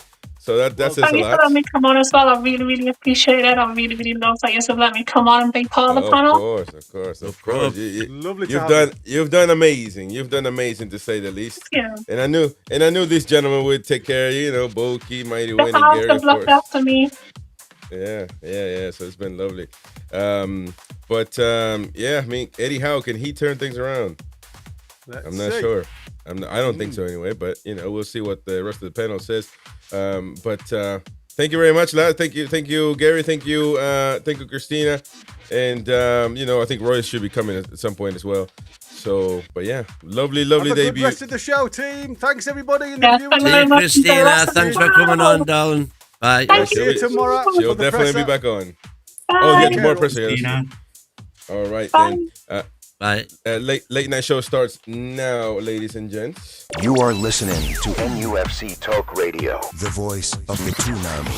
Live daily on the website, on YouTube, and on every online radio directory. NUFC Talk, the voice of the Toon Army. All right, ladies and gents, we are here. We are back. Don't forget to subscribe, to smash the like button, and yeah, we can get going. Of course, it's been an incredible 24 hours. Not for the good, I would say, but it's definitely been a roller coaster. Been a roller coaster to say the least. We got Roy Caviani now in the house. There you go. He's in there now, so we can have a good conversation. We got Peter as well. Boki's staying on because he's been a bit of a weak Boki. Boki's got a flat tire at the moment. It seems like he's just he's happy clapping, man. Didn't worry, all of that nonsense, and it's shocking. It's shocking. Meanwhile, you've gone to the dark side. Exactly. Well, I keep saying I'm on no sides. I'm like with the objective side, and objectively, I don't think Eddie Howe can turn things around at the moment. And but yeah, so let's start talking about that. Of course, don't forget to smash the like button, folks. Please help us out. You've been helping us tremendously, to be honest, and it's been great this week. Well, the build up to the derby was good, and then things didn't go well. But you've been tuning in, you've been supporting, you've been super chatting, which is amazing, and so we definitely appreciate that. Please keep doing that if you can. Keep doing so. And I keep hearing myself on, I think it's on Roy's thing. So, but we also got Christina's debut, which was amazing. It's amazing to have a lass on and to have her point of view. So that was great. And but yeah, the derby situation is alarming, to say the least. And I was thinking to myself, because I had totally forgotten derbies, to be honest with you. I mean, it's always go back and say, hey, we scored that goal. You made that Nikos Davies' goal, blue shirt. That's you talk about that, and you forget really what it feels to win or lose. And when we lost, I'm like, I literally was asking myself this question: how am I going to go to Newcastle after this now? I asked myself that question yesterday, and but quickly I'm like, well, it is what it is. I mean, it's not big of a deal for me not to go to Newcastle, but it has that type of impact that I don't think the players and the manager got that last night. Especially, of course, you guys mentioned Anthony Gordon talking about we'll make it right on Wednesday. Speaking of somebody that hasn't got a clue. And astutely, Bruno came up today with another statement, kind of fixing things up or putting flour or sugar over, over. I think when you said one time you put sugar over shite, it's still shite. So something along those lines, So putting glitter on a turd, I think, is the. there you go, something like that. and it's still what it was. But we're gonna get your takes, of course. So, but we do have a poll: Can Eddie Howe turn things around? 2 options. Of course he can. The second one, knee chance, NEE chance, man. No chance. No, I don't think so. No. Knee chance. That means what about a why maybe? not, guy? But never mind. Then No, you've ain't got no maybe. JK's in again. Yes, Pete, and all hail the King of Qatar. That's it. Thank you very much, Jefferson. And so that was great and build up again, by the way. He's back again. Yeah, raise some hell, Chris. Yeah, but raise some hell. Of course, we're gonna do that. We're gonna try to be objective, but we've been trying to keep the same attitude, the same energy all season. It's just that some are coming now to realize that when you point things out, can only get better. There's a reason for that. And now, as you keep doing bad things, then it gets bigger and bigger and bigger and bigger. And now we have played a derby. I'm telling you, I think we've lost derbies all my time, really, as a Newcastle fan. So it's not really, I think we won a few here. That last goal, who's that free kick? I think that's the last one we won anyway. I forgot what it was. Oh, Ryan Taylor, that's right. And that was amazing. 1-0, free kick. Amazing, but that's about. And then Nobi Solana for me, scoring the penalty, that was good, but that was really little at the time. So Alan Shearer, of course, I remember that vividly. But that was his last game. We beat them like a drum, though. Really good. 5-0, I think, was it? 5-0, if I'm not mistaken. 4-1. So, 4-1. Okay, so I was very young, but that's it. We lose against them. They turn up for it. It's their Carabao Cup. That actually makes it is because it's a bigger game for them because they've got that big chip on their shoulder, knowing that that's they're it. inferior. But I would agree with you on that. But I think that we at some point we need to start turning up for this game. Arsenal turned up for a much smaller Tottenham. If it wasn't for Arsenal, we're going to have to get it sorted because it could well be that next season we're going to have 4 of them, not just 2 of them. Because Middlesbrough look like they're coming up. And so they're even worse. And our record against them's pretty dismal as well because they're the same. They are so inferior that it's their it is their Wembley every season. Well, the thing is, Tottenham. If it wasn't for Arsenal, Tottenham would be a small club never talked about, like Crystal Palace or Brentford. But they, they milk off Arsenal's booby. So because of those derbies and Arsenal, they still turn up for it. They know they need to annihilate Tottenham. That way they stay in their place.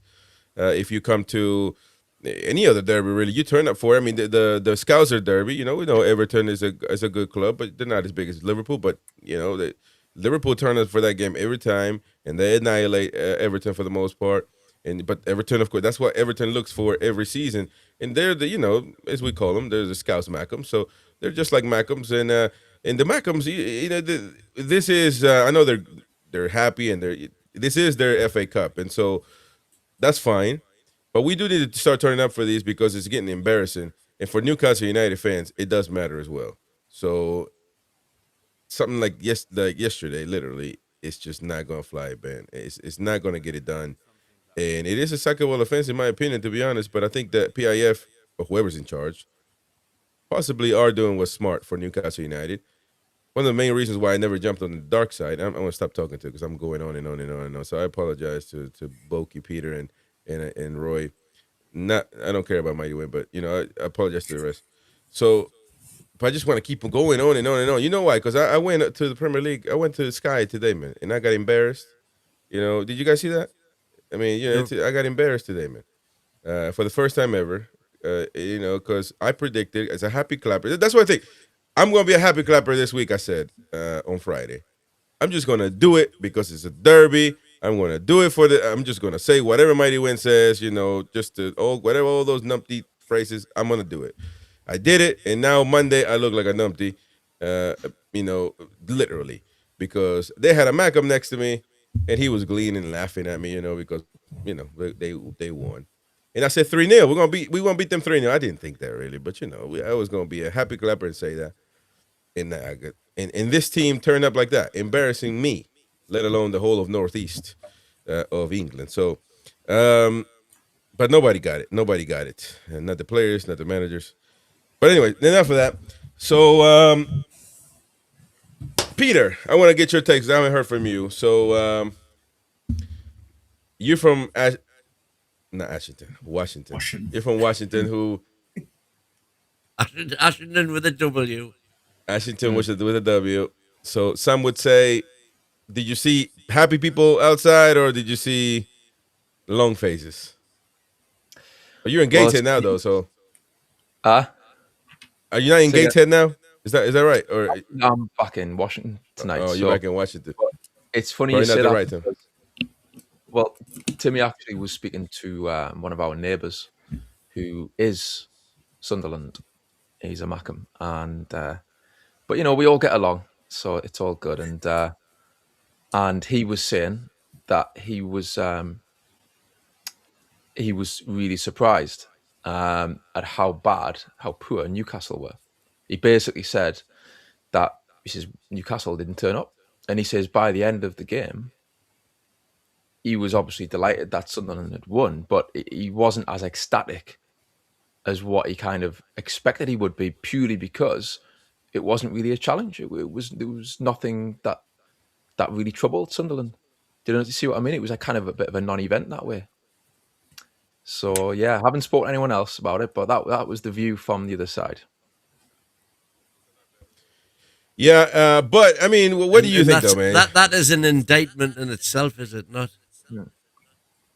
Aye, I mean, what I think is, I mean, early on, let's go. So first half, straight away there was a few red flags. I mean, Tino's head was all over the place. I don't know where his head was at, but you know, first sort of 5-10 minutes we looked shaky, and I was thinking, this ain't good. But to be fair, right, it kind of, as the half wore on, I thought, well, at least we're getting a bit more settled. You know, it was never going to be a pretty game, but we got to half time, 0-0.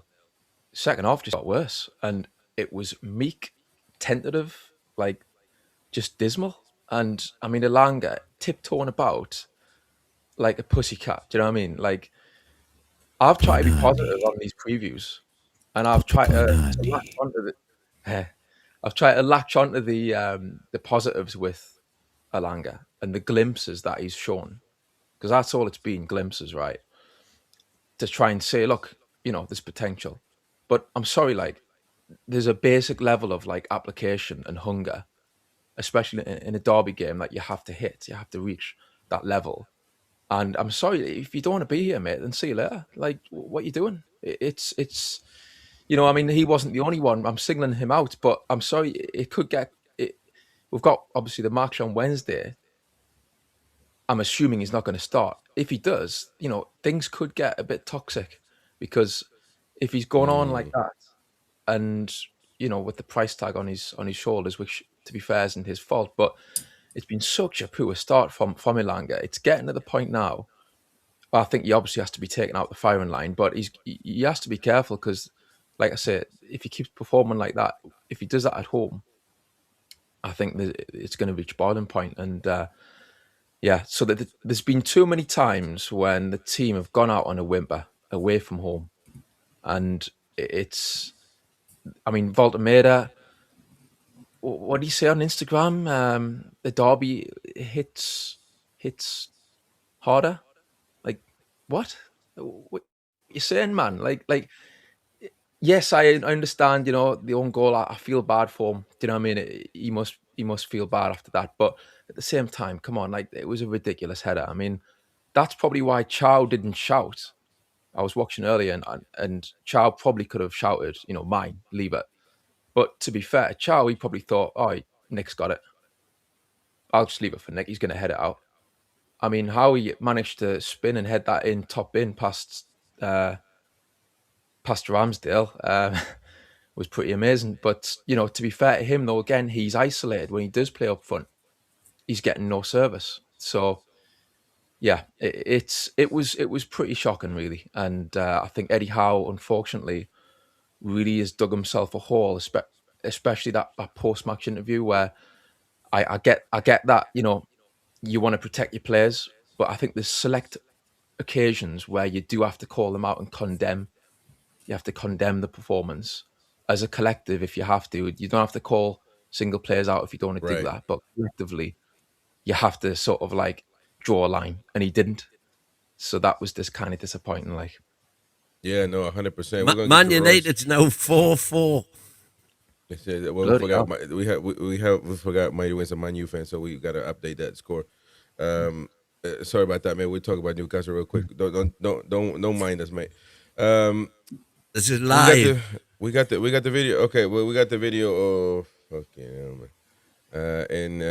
Let's go with this. See what happens earlier today. What happened earlier today? The American Mag was knackered, man.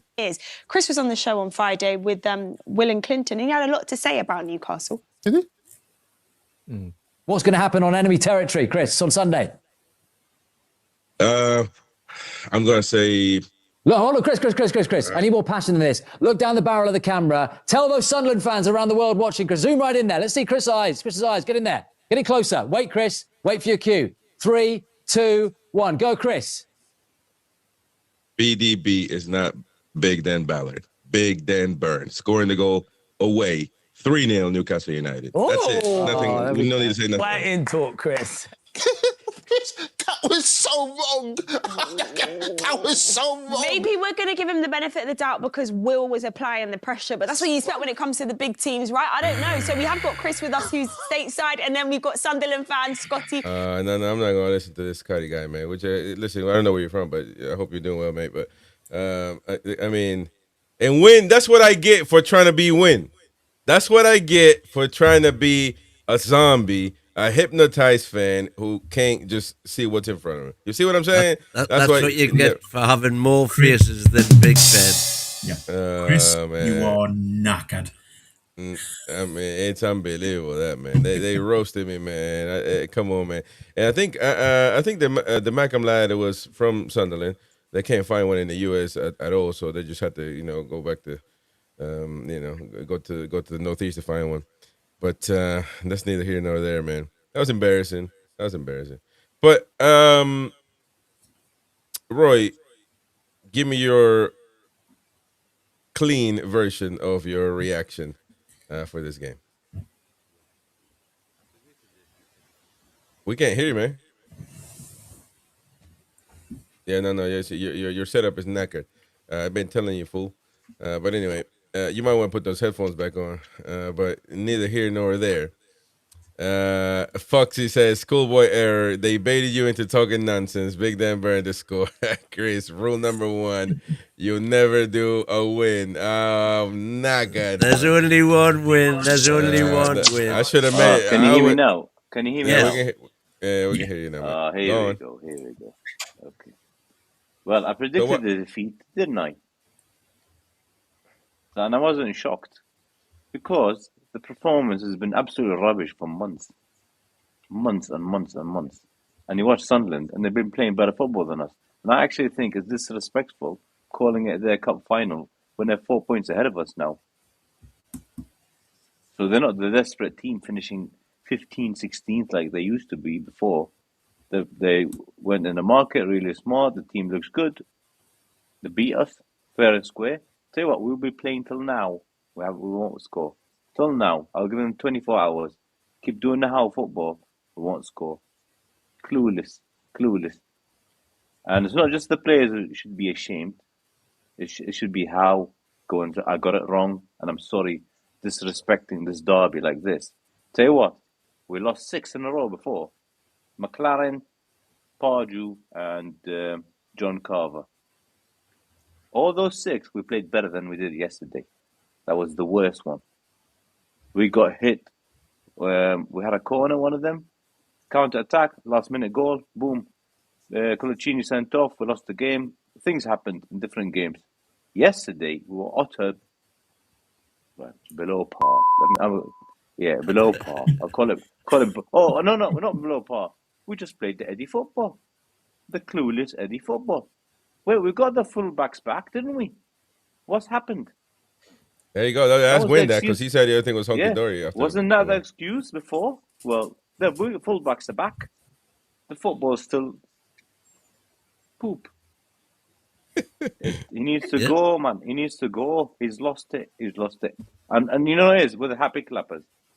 When people like me or Jefferson, whoever, the realists, or the dark side, whatever you call it, or the Jedis, whatever it is, whatever you want to call us, we don't hate. How? Thank you. Thank you for the 2022, 23, 23, 24, for the cup, yes, last season.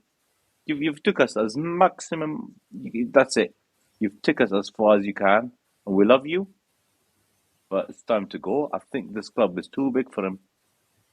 And he's got a bit of OCD, and he's got a bit of control freakish nature. And no one can work with him. It's obvious now. No one can work with him.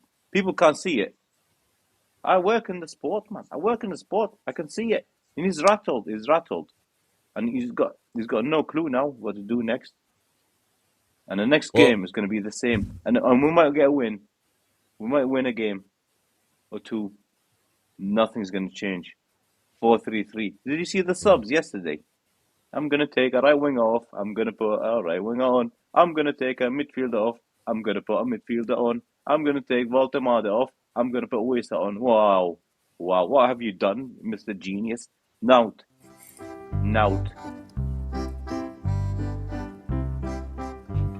Right winger off, right winger on, right? Yeah. Send the forward off, send the forward off. Do the Sholam Yobi song now. Oh, Sholam Yobi. Yeah, I miss those days. Who did we have when we beat them? Go, give me. I tell you what, give me some anger, man. I need some anger. Come on, Roy. I want him out. He needs to go, but with a big thank you note. Roy, stop sitting on the fence, man. What's this? Is this Airwolf? Go on, man. You want him out? Yeah, I want him out. Speak to the fans, now. man. I want him out. I want it now. What's that? Proves it. You missed your opportunity, man. Fuck yeah. And so supposing he wins the next 7 games, which is quite. He's not going to win. He's not.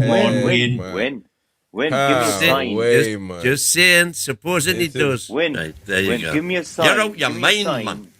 Wait, Gwyn, give me a sign. Exactly, Hit me, baby, man. one more time. Hit me, baby, one more time. Have we played 2 good games in a row? Have we played 2 good games in a row this season? We haven't. No, we haven't, man. We haven't. Yeah, we have. We haven't. Man City, Everton. Man City, Everton. Okay. Yeah, that was actually the perfect week, if you count this week, you know. Perfect sequence. That's when the fullbacks came back, and then it gave you that bounce of energy. They gave you that bounce of energy. But all of that goes right down, man. It's just a little high. It's like drinking and then it was that what took the wind out the sails was that last 2 minutes against Tottenham. Guys, I'm going to give you some anger here. I'm sick of this. I'm sick of this football. I'm sick of losing results all the time. I'm sick of people coming on and standing up for Eddie Howe. You know, happy clappers going along with Eddie Howe's tactics. This is Newcastle United, not Eddie Howe FC. We need a new manager now. We need to get rid of him, and we need somebody new in now. And I don't. We will agree to differ as usual. Yeah, but win. Give me. Man, you got Boki angry now, man. You say what if he wins the 7 next games? Well, Boki's like Winnie the Pooh, man. He's a little cuddly little teddy bear, man. You know, you got him all mad. Saying that is like saying, next June, Iran's going to Los Angeles and we're going to smash Belgium and Egypt and all them and going all the way semi-final of the World Cup.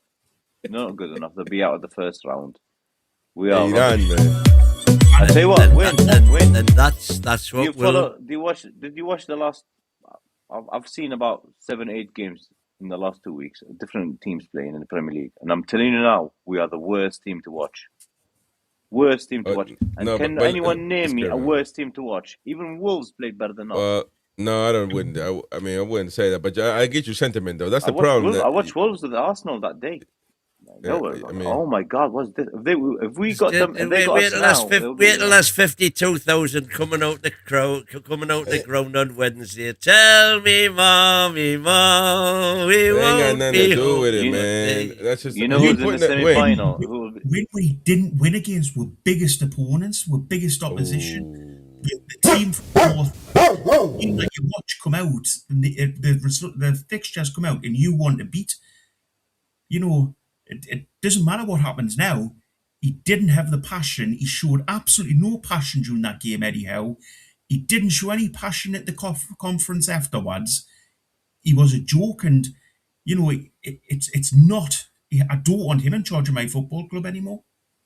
Thank you, Jefferson, for the super chat, and thank you for the last one that says, and it upsets me when Boki gets angry. They win a little teddy bear, man. It makes you want to just grab him by the cheek and just like, you little thing. Kiss on you the know, cheek, but you know? you know what I mean? But I want to hear from Peter, though, because Peter is, he's from Washington, and he's a Newcastle United fan, if you didn't know. He is single, and if you want to get in contact, make sure.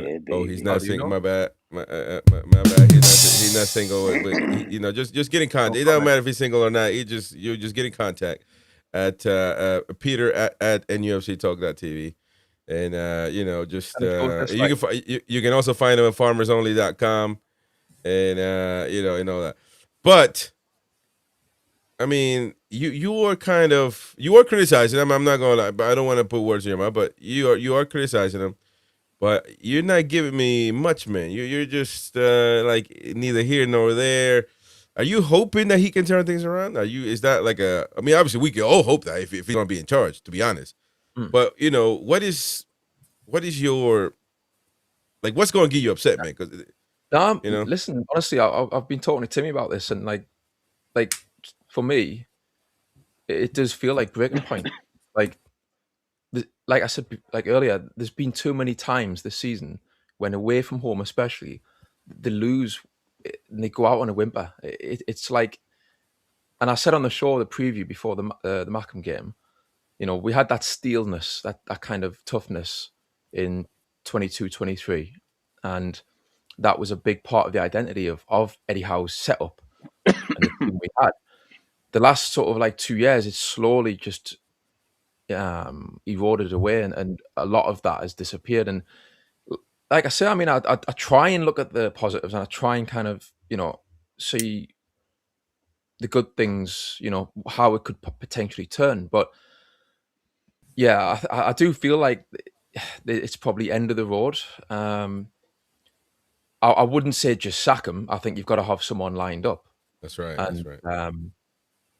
Iriola, you know, obviously Timmy's championed Iriola, and I think he's on the blow to him as we speak, to be honest. But I think he could be a good replacement. Well, I think Eddie Howe, like trust was Chris. I mean, I'm ticked off. Don't get me wrong. Like that press conference afterwards. That's the worst part about it. That was a little bit of. I mean, you say a nail in the coffin. You know, it was kind of like maybe confirmation to me. I mean, he looked out of ideas even during the game on the touchline. He looked lost. He looked he looked bemused. And there's been red flags sort of throughout the whole season, just like scattered through the season so far. Decisions that he's made that made you kind of got me puzzled. I've always hoped he can just, you know, turn it around, and I've always backed him. But it does feel like he's kind of hit a brick wall. And, you know, there's many reasons for that, I think, in terms of tactics and decisions he's making, players he's playing, players he's not playing. But yeah, I mean, I do feel like it's maybe a transitional season. No, I get you, man. I get you. But, you know, I don't know. I don't think BIF will sack him. I don't think the CEO will sack him. I don't know if it's up to him or who is it. Or it's not up to Ross Wilson. I bet you put all your money in that. It's not up to him. But I don't think nothing will happen until the end of the season, unless something completely just like we lose the next 5 games or something. Then that's over. And it's not even you know, there won't be. I don't think it needs to be the next 5 games. Well, I just don't think. I think it needs to be something really needs- catastrophic for that to It happen. needs to be Fulham and Chelsea. Well, If I could we agree with don't you. beat Fulham and Chelsea, you'll hear the ground turn. But win, what's Being the point in good. keeping them for them? What's the point in keeping them for them games? Well, You know, but we're Boki, keeping them for this. We're keeping them for the sake of keeping them. We're Everybody's not keeping in them for the sake of agreement but that he's Boki- not good enough. Boki, that might be a perfect excuse, to be honest with you. As daft as it sounds, if you absolutely believe that he is done, then you might need to keep him for the sake of keeping him, because you cannot, as Gary was saying, you cannot afford to go with Graham Jones for the rest of the season. You cannot afford to bring in the wrong coach, because if you hurry and don't make a rash decision, now you're stuck with a coach. Then you got to sack him again, go through the whole thing again. You cannot make a surgical. This is a surgical move, man. I don't think you can just sack him and just say, let's find out. Now, again, that's going to be, there's no easy decision here, because what you think could happen as well, because we might just keep losing points with him, and then we're knackered either way. So, it's hard to say what the right decision is.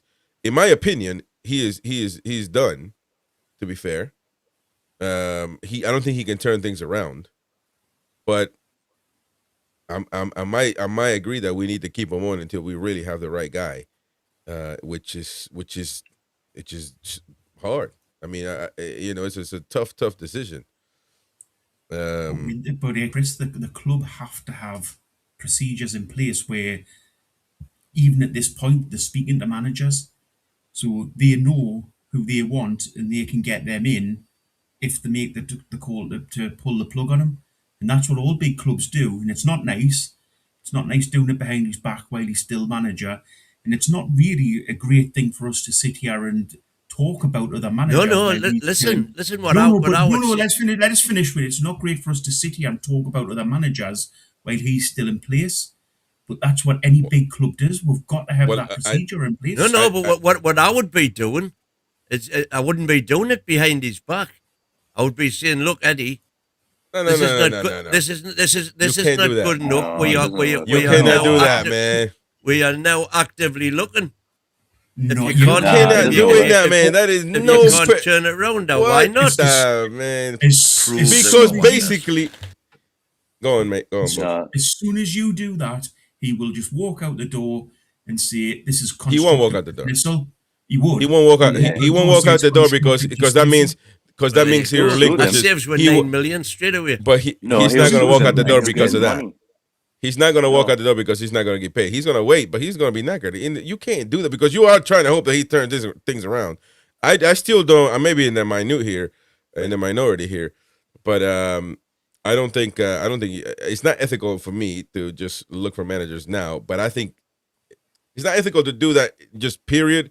However, in this position, I would do it. I wouldn't start talking to managers. I would start looking and see what's the option here, what's the option there. I wouldn't talk and negotiate that, because that can be sorted in days, man. That's not a problem.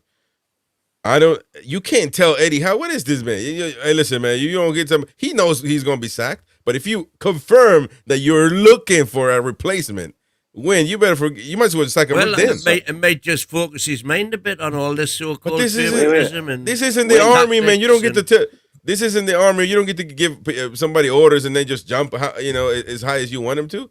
He's just going to be knackered, man.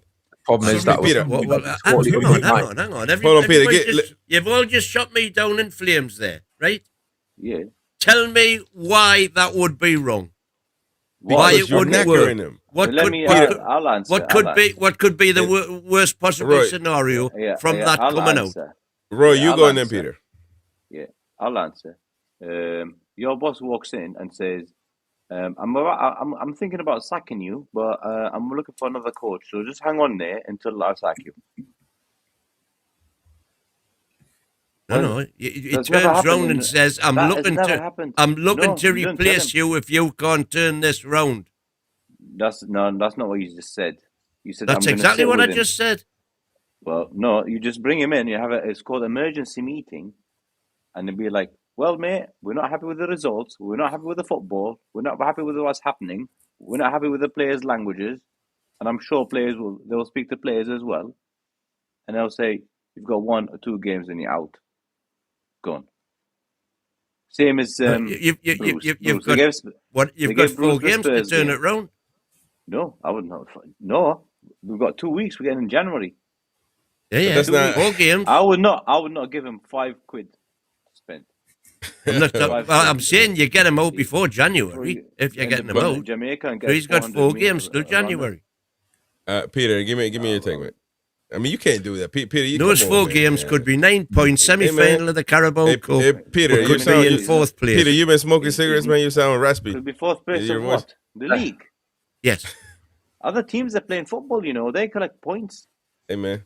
Yeah, we played 2 of them. So the 11 above us. Do you think that 7 or 8 of them are going to lose? No, I'm saying we're not 4 of them are going to lose. We're absolutely dog rubbish. I was going to say the S word. We're rubbish. We are. We're rubbish. But I want to know. I want to know Peter, man. If you would win a game, it would have been yesterday. If we would have been a game and turn up, it would have been yesterday. It was disgraceful, man. Was disgraceful. I agree with you. I walked out of the bar with me head like, it was in disgraceful, Qatar. Man. Is it well, Geordie to Mackham is probably about 100 to 1 here, and the one Mackham walks out with like Rambo, and we all look like numpties. Yeah, Peter. Now, can I get your take? Go ahead. Let me give Peter have his take, man. I mean, just on your point, Win. I think if you would actually say to Eddie Howe to his face, by the way, we are looking for replacements, just to let you know, you better kind of. If you can't turn it around. Oh, well, wait, that straight away undermines his position. It's over. And I think Eddie Howe then would lose. I think it's just human nature. He would lose that, even if it's just 10% motivation to get up, get at the training ground 6 o'clock every morning, first one in, last one out. He would gain motivation to say, what happened? I'm going to have to do something better here. No, man. What happened to Gordon, by the way, when we would try to sell him? He still hasn't played good since. So go on, Peter. Sorry. Yeah, no. You would just think, well, it's the end of the line. You would just think, well, it's I don't think any manager really would believe they could recover from that.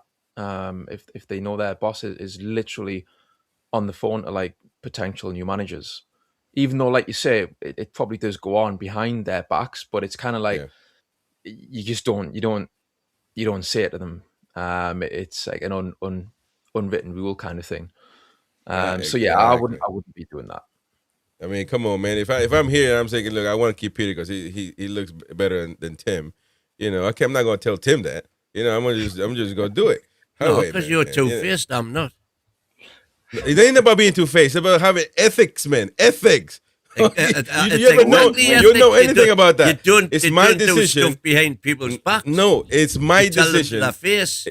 First of all, it's my decision. If I'm in charge of a group or something, it's my decision to choose who and where, right? Say hypothetically. So I know that's my decision, and they're going to have to respect that. So I'm going to tell them to the face, listen, it's over, mate. You're going to have to look for another podcast. I'm going to do that. That's the ethical way of doing it. I'm going to look them in the face and say, it's time for you to go. I'm not going to say, hey, Boki, go in and tell, this guy to kick rocks because I don't want to make the decision. That's not the same, man. That's not the same. While they're looking for new managers, it's kind of none of his business. It's his business. Once it's confirmed that a new manager's in, then it's his business to know. But until that point, what the board are doing and what they're scouting, it's not his domain. Don't distract them with that kind of information. That distraction, I mean, it's a win. Come on, man. It would just be so disrespectful to her. I'm saying the exact opposite. It would be totally respectful to. It would be completely disrespectful to go into somebody and say, "We're looking for somebody to take over your job." Hang on, do you not think Eddie knows his job's on the line? Well, he does, but you don't. So exactly, you don't need to tell him that. I don't think so. He's got claws all over the club, I think. Let me ask you guys this, because that's actually a great question. I think that we as fans, I think anybody has the right to say I don't want him as a manager no more, blah blah blah, and you have the same right to celebrate if he wins the Champions League. So you have a right as a fan to do all of that.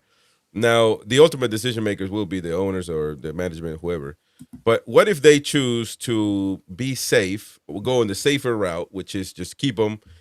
And yeah, listen, he's not going to be manager no more after this season. But we're going to keep him because now we got 5 months or whatever to think and come up with the right guy. And if they do that, it's a potential that they can jeopardize our next season in big ways. So would you be okay with that, PIF doing it? And maybe if it's right, I think Peter or the Twins, when we were talking about Ashley back in the day, in compared to PIF, you guys maybe mentioned that PIF are very worried or what people might say or think of, every action that they make, sort of thing. Correct me if I'm wrong. But so maybe like sacking a manager for them might be, let's not do that right now. Maybe do it in the off season or something like that. What if they do make that decision to just continue on? Is that a big no for you guys because it will potentially jeopardize our season, or do you think that he still might make a change? Chris, what is there to jeopardize? We're playing absolute rubbish. Well, like you probably bring Bruce, and the football might not even get that worse than this. I told Wayne that this morning. He said it's different, which I don't say. What's different? No. Bruce had no money to spend. Bruce had the last 2 years of Ashley. They got him this number 9, Joe Linton, who can't stop the ball, can't handle the ball, and he had to work with that. And the fans were against him from day one. They get him booed, day one. And imagine if he played that. He was in charge yesterday. You probably get home. They'll spray paint his walls and stuff. That's what I'm saying. Ultimately, it's but Eddie is a saint. It's the crowd who will decide. Yeah, Eddie's the saint. Doesn't do any mistakes. But do you love Eddie more, or do you love your club, Newcastle United? What do you think? We don't know yet. We haven't figured that out yet. Eddie, that's what I'm thinking. We don't know. We're trying to figure that out. It shows how deluded you are, doesn't it? Of course, I love the club more than I love Eddie Howe. But what I love is what Eddie Howe's done for the club, and he's got the credit in the bank for me to try and turn the ship around, which he's done before. We were in this exact situation at this time last year. No. That's the worst argument in the world. So we're in a bad situation. So you see, we're in a bad situation last year, so we'll put up with it this year. And some numpty said this morning on that morning show that I was sitting watching that you keep holding Eddie till the end of the season, then the best thing that can happen is England come in for Eddie and Eddie goes off there and, it's all roses and chocolates and everybody's over the moon. No chance. If a manager isn't performing and you want him gone, sack him. Then you do, I don't. There you go. You don't sack people. Getting to replace him. You don't sit there and say, told you what my threshold is. My threshold's been the same for 2 years. You don't sit there and say he's good enough. And I was proven right last year, and I could well be proven right this year. By the way, you move your threshold now to the transfer window when you said it was before Christmas. I said you keep moving 15 days. You keep moving about 5 to 10 days. How far are we now from the Champions League? I mean, what do you mean probably from the Champions League? How far? So 6 points. 6 points and a huge goal difference. So 7 points really. But what are you talking about? A huge goal difference? Huge 8. But listen, we're on +1. About sacking Howe. Villa are third. Hold on, man. Peter's look at Chelsea. We've got to play. Hey, Baldy. Peter's interjecting. Both of you. If we lose that game, it's game over. It's unbelievable. This guy's man. Correct.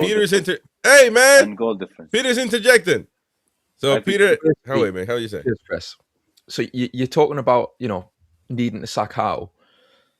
It's not as simple as just doing it. Like, do you know what I mean? Like the whole point of sacking a manager is that you feel like there's someone else who can come in and do a better job. That's the whole point. So it may well be that the right man ain't available, or the person they want, whoever the right man is, who's making those decisions. They've obviously got to deem someone to be the right man to come in and replace Eddie Howe. So then the question is that manager available to come in and not just come to Newcastle, but come like mid-season now? So there's a lot of things at play. There's a lot of the whole dynamic of the situation is not just kind of, pardon the pun, but black and white. It's so, you know, for me, because I kind of agree with Tim. Like, I think Iraola would be a smooth transition.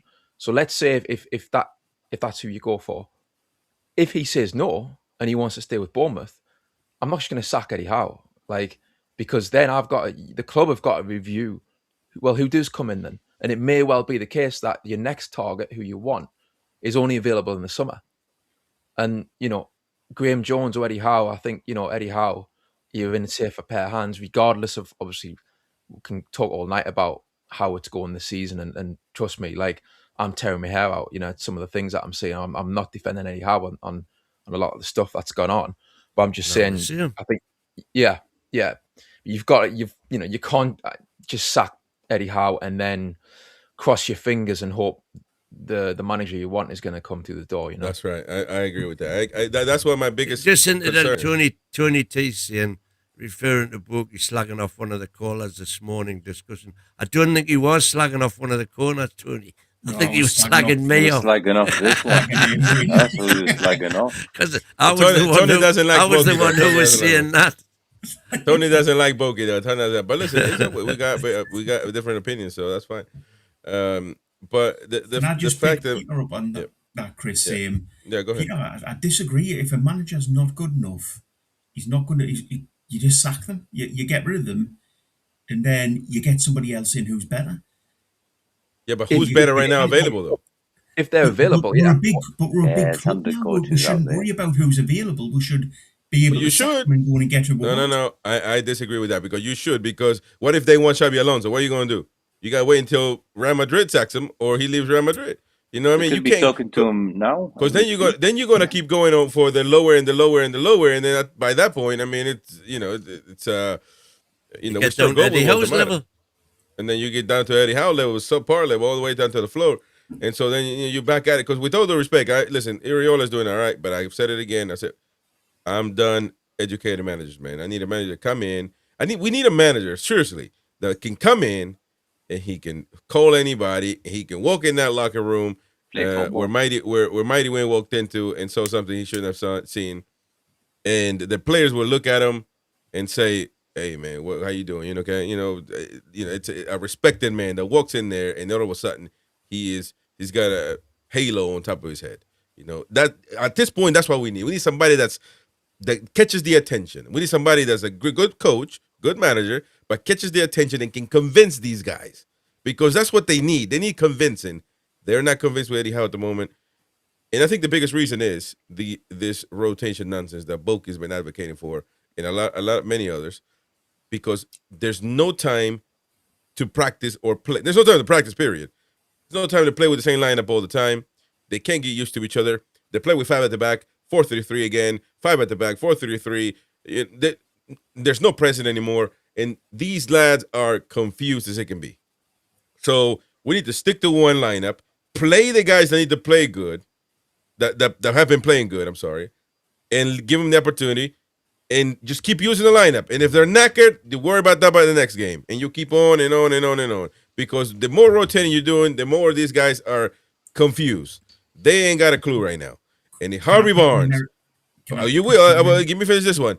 And if Harvey Barnes doesn't play, he's your best finisher when he hasn't been a regular starter this season like he did last season, Eddie ain't got a clue, because he can't look at him in the eye and tell him, listen, I'm not playing you because of this and that. And then you play Gordon, and every time he plays like that. He can't look at these players in the eye, man, anymore. I'm telling you, man. I'm telling you. Go on, Boki. Say what you need to say. I feel like the one that's arguing with everyone tonight, but I completely disagree, Chris. What would have happened if we hadn't rotated the back four and Shaw was absolutely cold having to come in with Byrne being out now? Because you rotate and you've got players that can come in who've had match practice and can play games and can start from the start, and you're not worried about them. This is the whole point about rotation. Is it's not about the fact that you're not picking your best team. It's that you have to have players ready to come on when they're needed. Mm-hmm. Anybody wants to? That's Peter shaking your head. I agree with Boki. The rotation is just not been. He hasn't rotated properly this season. Yeah. And that's, I think it's, pretty clear to see that it's the vote. Like it's strange. He's obviously, we can talk about Ramsey. I mean, he's brought Ramsey in for like 50 odd million, or close to 50 million. And you've got players there who you could be used for rotation, but because of this fixation with certain players, like you say, Chris, Gordon, J7, another one. Miley's obviously in the team now, but it's took like months for him to get in, and like, I keep kind of like, for example, Sunday, like before the match, I see the lineup, and obviously I see Gordon's in. You try and look at the positives. You think, well, do you know what? He played half decent last match. Yeah. If you can be as good as we know he potentially can be, then you kind of get your hopes up. You think, come on, do the business. But I think it's reached that point where, like those kind of decisions where he's playing the likes of, for example, Gordon over Barnes far too often. It's just coming back to bite him in the arse. Do you know what I mean? It's creating problems for him, and that rotation, he just hasn't used the squad properly. Yeah. No, it's 100%. 100%. I mean, I agree with you. I agree. I think that goes down to what we've said a million times in terms of his game management. But that's not a new thing, though, man. So when is it going to change? I agree, it's not a new thing. So what's going to change for you? What do you want him to stay? I mean, exactly, because it's not really changing. It hasn't changed for. He's got in the bank. Oh, with the credit, man. Okay, yeah, man. I wonder what they gave him 750 million, man. They gave him 750 million. And with that 750 million, he's given me the 2 best seasons I've ever had supporting Newcastle. Yeah, man, but you're going to have to move on, man. You're going to have to move on. 22, 23, and 24, 25. Okay, well, let's what do year good win now, seasons. win? What year win now? 26. What year win now? 25, 26. Well, that's one of the worst. Is this one of the best seasons you've ever had? Not yet. Not yet. It ain't gonna happen, man. We're almost halfway there. Well, what I'm saying is this is exactly what was said at the same time last season. No, man. It was bad last season. But it ain't this bad, man. It's not this bad. And you cannot take this Mackham game. That stain is gonna be there for a long time, man. And I'm telling you, man, it's just not good, man. When's the season ticket holder? How many home games have we played? 8 or 9? Out of the 8 and 9 you went at home this season, how many good ones did you watch? Quite a few. Two, man. And you actually went to one, the Man City one. The one I went to. And that's the Forest one. Was rubbish. The Forest one was rubbish, man. Was it a poor result again? Forest similar to Fulham. We could have had 7 goals in both of those games. Yeah, you keep saying that, right? Yeah, because we could have done. Every match that we talk about and we criticize, you keep saying we could have had 6, we could have got 7. Yeah, because you're whinging about how we just beat them 2-1. Again, I haven't. No, I never whinge about the score. I whinge about the performances, and because it leads us to this now, where there ain't no going back. You see what I'm saying? There ain't no going back. It leads us to this now. The score, it is what it. You won. We should have scored 6. We should have scored 7. I still haven't found a 7-0 game yet in the world. Yesterday, I want you to find me. What game did the opposition score 7 goals? I want to know that because it doesn't happen. You want your center forward Walter Mata. You criticize him because he doesn't score every chance that they created for him, which is this amount. This amount. So you want yesterday. Literally, man, that shot, that I want to go. Get me out. I'm free. Thank you, Tony. Yeah, well, we'll get him out after this. It's the late night show, folks. Oh, wait a minute. Set up for maximum confrontation and super opinionated debates. The NUFC Late Night Show with Chris the American Man, Derek the Mighty Win, Rory Caviani, and the rest of the panel, Monday through Thursday from 9:30 p.m. UK and UFC Talk Radio, the voice of the Toon Army. The voice of the Toon Army, ladies and gents. Free my Darth Roy and Lord Borky from the dark side. Auto win must remain. Oh, there you go. He must remain, baby. He must remain. So I'm delighted to make that happen. Do not worry, man. There you go.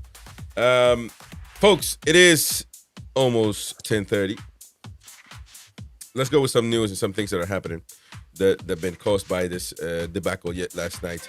By the way, Newcastle United, according to Scott Wilson from the Northern Echo, Newcastle are not considering Matt Targett, a recall for Matt Targett from the Borough loan, despite mounting injury crisis.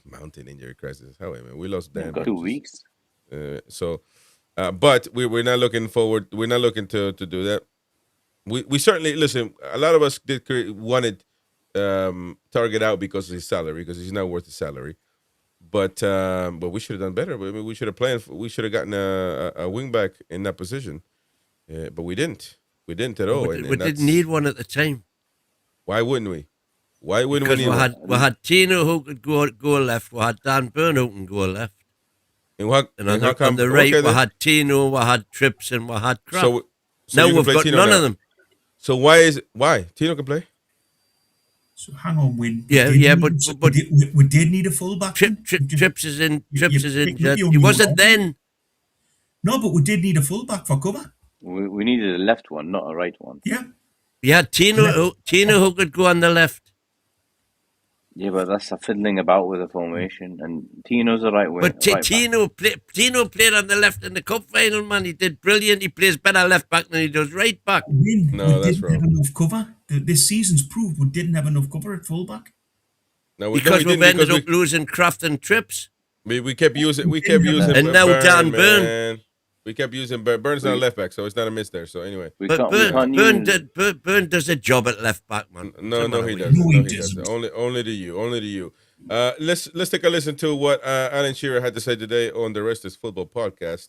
So let's get and see what the Geordie from Gosforth had to say. I mean, that is pathetic in any game, let alone in a derby game. Okay, let's talk about the first bite delivered by Uber Eats. And, apologies, Alan, but it has to be the time where Derby. And you seemed a little bit grumpy on the group chat earlier on. Are you okay? Are you over it? No, I wasn't. Newcastle were dreadful. They were rotten. And I was really shocked at how bad they were because, I mean, that is pathetic in any game, let alone in a derby game. Seriously, you're going to play in the biggest game of the season at your rivals, and you've heard all the players all week. We know how much it means to the fans, and we're going to do this and we're going to do that. Well, lads, they did nothing. They were awful, honestly. And Eddie made some big calls in team-wise, and I thought Eddie got it wrong as well. His players who he picked didn't perform for him. Alanga was awful. Gordon was awful. Voltemade was awful. And they offered nothing in forward positions. Stop laughing, you two. Sorry, can't help it. I mean, it's just, I just love I love that you care so much, Al. It's lovely. It's very refreshing. Anyway, that was a rant there from Alan Shearer. So, well, I mean, nothing he said that we don't say here other than win. So, what I think it is. Win because Win doesn't think it was a big game. Oh, he didn't be in the build-up. He didn't see. Yeah, that's right. But here's the thing, though, right? He's saying there about how they were talking all week about the players knew how big a game it was. There was all these sound bites coming out from the players and Eddie Howe. And obviously Eddie Howe mentioned that he talked about how he wanted to do the city proud and do the club proud. Now, here's the thing. Like, I actually, I don't doubt that. I don't doubt that he understood how big it was, right? I do believe that. The problem is that he didn't or wasn't capable of actually motivating the players and getting that message across to his players about how important it was. And that is a massive, if you can't do that, then what does that say? At what stage you're at as a manager at the football club? Like, so to me, again, it's just another massive red flag when, seeing him on the touchline, looking as bemused as he was, it just seems like, is he capable of getting this team, especially again away from home, to kind of roll up the sleeves and understand that there's certain levels that you need to hit in terms of intensity, in terms of motivation and hunger. And only that motivation, I don't know, it just doesn't seem like that you can do that anymore. And not being able to motivate your team for the derby is a massive kind of not, I think, against any kind of manager. Exactly. That's the part that was That was very, very, very alarming. We got more reactions of the weekend derby, and now we got True Jordy. Ooh, hey, True Jordy.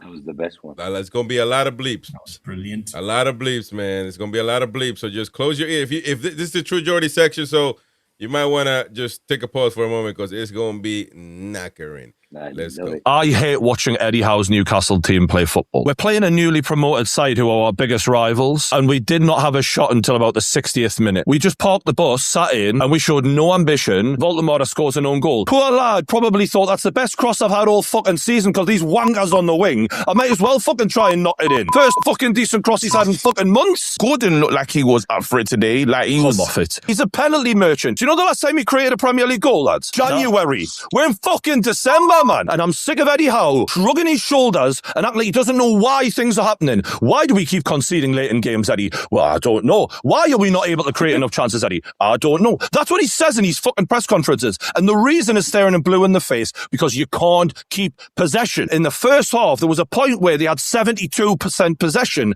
and we didn't even have a fucking shot until the 60th minute. That is a disgrace. Eddie Howe won us a trophy. I love him forever for that. But we're getting to a point where, and I knew coming into this game that we were going to find out some harsh realities because it's been like this all season. Lots of bad games, a couple of decent performances here and there. This is not acceptable. It wasn't acceptable under Mike Ashley's era, let alone now. The indictment is against the board and the way they've recruited. No, I think if you look not because all Eddie Howe's players, mate. I'm sorry. Eddie Howe has literally got his fingerprints over the whole fucking team. Every player in that side is there because Eddie Howe wants them there. He's had so much money. This is all on him. Paid 40 million for Jacob fucking Ramsey, and yet he can't get near the starting 11. Joe Willock, who fucking Steve Bruce signed, is starting over Jacob Ramsey. 40 fucking million we've just signed. There are so many red flags going off left, right, and centre. And let's be real here. People are going to criticise Voldemort, but why did that goal happen? Because they were going for it and putting crosses in and forcing us to have to do a fucking stay, or I'll just get a fucking head on it, I'll try and knock it out, and it goes in. The fact that Voldemort wasn't at the other end, getting crosses in like that, is the problem here. You could put a prime Alan Shearer in this side, it would not make a blind bit of difference. We would not be scoring a lot of goals. When you as a striker, your wingers can't beat their man and even get a ball into you, and you're not getting any chances, and then Vic Wissa comes on, he's not getting any chances. Do you see what the fucking problem is here? And the midfield can't keep a hold of the ball for us to create chances through the middle either. There's too many runners and ball chasers and not enough players that when you do get the ball, go, I know what to do with it. You got to have players in the middle of the park who can keep a hold of the ball and aren't just big, strong runners, man. This is a game of football, man. It ain't a fucking triathlon. Oh, man. Well, I rest my case. I've been saying this for ever, man, about Voltamata, and they call me the American one guy. They call me the American this, the American that. I've been saying this for ages, man. It don't matter if you got Alan Shearer right there. It ain't going to change nothing. You have to beat your man as a winger and cross the ball, pass the ball, midfield, maybe it's a 10, give him the ball right there, make him run, make him score, as he did playing center forward for Germany, a game that we were watching here with the mighty win as he was drinking his pints. So it's not rocket science, man. Peter, definitely not True Jordy. It's not your style, but it's your style of eloquence. But he was spot on, wasn't he? No, honestly, yeah, I can't argue. I mean, just on the service, giving the service to the striker, like to either whether it's Wissa or Voltameda. I mean, I think Christina made a really good point earlier talking about Gordon. You know, and we've said this before. Gordon was right wing a lot of the time for Everton, and he's Eddie Howe is just fixated on this left wing position. You could quite easily put Gordon right, Barnes left, and possibly get more service, more kind of change out of both those players. I mean, the Arsenal game last season, when, like Christina said, that cross from Gordon was pinpoint, right? To Isaac. That's his best cross. But again, when you can see that's what you can do from that side, why would you want to just dismiss that quality? You know why, Peter? Because unfortunately, you need attitude to play football, and Gordon won't have the same attitude being a contributor on the right, because he's going to have to be a contributor to the game, assisting Voltamata, playing the Murphy role, the spare tire, more or less. He wants to be the main guy. He wants to be on the left, cutting inside, boom. He wants to be that guy. And also because in England, there is not a way in hell or heaven that he's going to play over Saka. And it's about him and him only because he's a petulant player. And Eddie Howe has fallen for it, and he continues to feed into it. And that is why. But unfortunately, he's going to have to pick his poison. You know, because I think he would be an excellent right wing. I think he would be an excellent right winger if he put his mind to. Mm-hmm. But so there you go. We won the cup without him as well. That's right. Chris, we'll have a lot of people watching. Could you all whack the likes and at least get up? Hit the like button, folks, to this lovely channel. Guys. Yeah, give it to 100. And of course, help us out. Help us out. We're having this is a NUFC Newcastle United fan channel. Bring you multiple shows a day. We put up the phone line out there so you can call. A lot of people have been calling in. A lot of people from all walks of life. Most from the Toon you would expect. Annihilated Mighty Win on his conspiracy theory that all Toon fans are zombies and they don't think for themselves. So he just does boom, a little hypnosis. Take a look at this, and you're a cult member now. They're coming out and they're saying, "Look, they're earlier today. I'm a Gallagher season ticket holder. I've been at the Gallagher, but I'm knackered. I can't watch it any longer." The guy said that. He said that. When did he not? Not quite. Oh, he didn't say Eddie Howe out? No. Because that's exactly what he said. No, he didn't. Wow. Why that? I can't believe it. Go watch the early show, folks. Undisputed. Early, 11 a.m. every morning. You are lying to the fans now. He's exactly like me. Okay. Exactly like you. He doesn't want to see it yet. Okay. He was seething to the point where he didn't even want to say. Absolutely, he was seething. No. You're not. No. To the point where he didn't even want to pause for it to say his name or where he's from. He just literally wanted to just get his piece out there and to come on. I will find a clip. Don't worry. Don't you worry about it, man. But we do got to listen to another clip from reactions from Match of the Day BBC. And this was Wayne Rooney saying that this derby, clásico, as we would call it in Spanish, it took him back to the 90s. Let's take a listen to Wayne Edward Rooney. His name's not Edward. You could feel the anticipation. You could feel how tense it was, and that's why I enjoyed it. And you could feel the atmosphere coming through the TV and the speakers, and might be Sean getting a little bit older now, but it felt like a game from the 90s where the quality weren't as high as we see today, but you knew that the passion was there and that fight and drive was there. So that's why I enjoyed it. It's nice seeing games like that again where somebody puts in a tackle and stuff. There wasn't that many from Newcastle, actually. I think Tonali was the first one to get booked. He's shaking his head again. Well, that's what it take the yellow card, take the hit. Yeah. I was speaking to Michael Carrick yesterday and his wife Lisa over it, and the excitement from everyone connected with obviously Newcastle and whatever. So he's been looking forward to the game all weekend, and I was thinking there's definitely going to be a red card today. you could shout out to the one and only Michael Carrick, Toon fan, supporting the Toon. He's recognized by me. Not recognized by Boki, and Boki's supposed to because Boki he went to school with him, but he doesn't recognize. He's an exile Geordie, but I support him. He is a Geordie, and he played in the highest levels ever played. Mighty Wayne thinks he was just as rubbish as Longstaff. That just tells you how much of a supporter of a Geordie he is. But Michael Carrick, you did amazing, man, in your career. It just happened that Newcastle United weren't interested in your talent, and they couldn't even afford you at the time, probably when he was at his peak. But Michael Carrick with his wife watching the Toon, ain't that something that that's a great stuff, man. Do you know the story about Michael Carrick nearly coming to Newcastle? Bobby Robson wanted Carrick, and he was at West Ham, I think.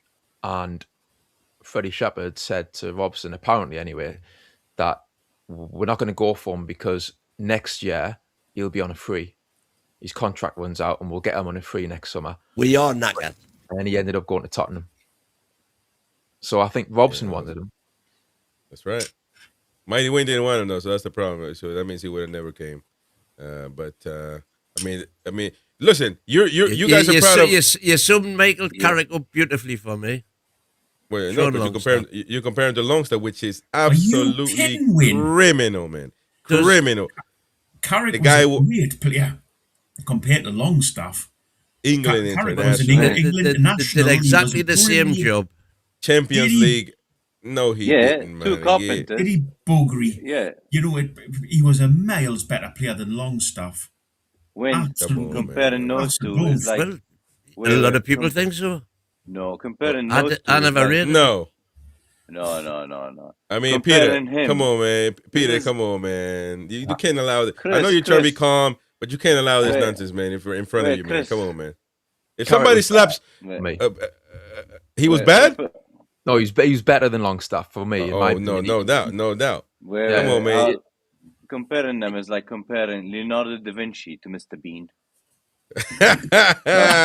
which Wayne considers him majority. He considers Mr. Bean a majority more than Carrick. That's the problem as well. You know what I mean? So because he went to university, you see, my God. Now. What did Michael Carrick do? He never said he's not like Jimmy Nailman. He's never had any denied being a Geordie. He just never was approached by Newcastle. What do you want him to do? Just go to what was that footballer from?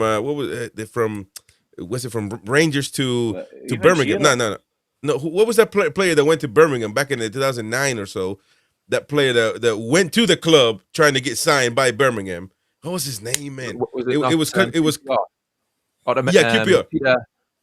Peter, what was his surname? It was so controversial because he drove to the training ground. He drove and he was like, "Hey, you gotta sign me."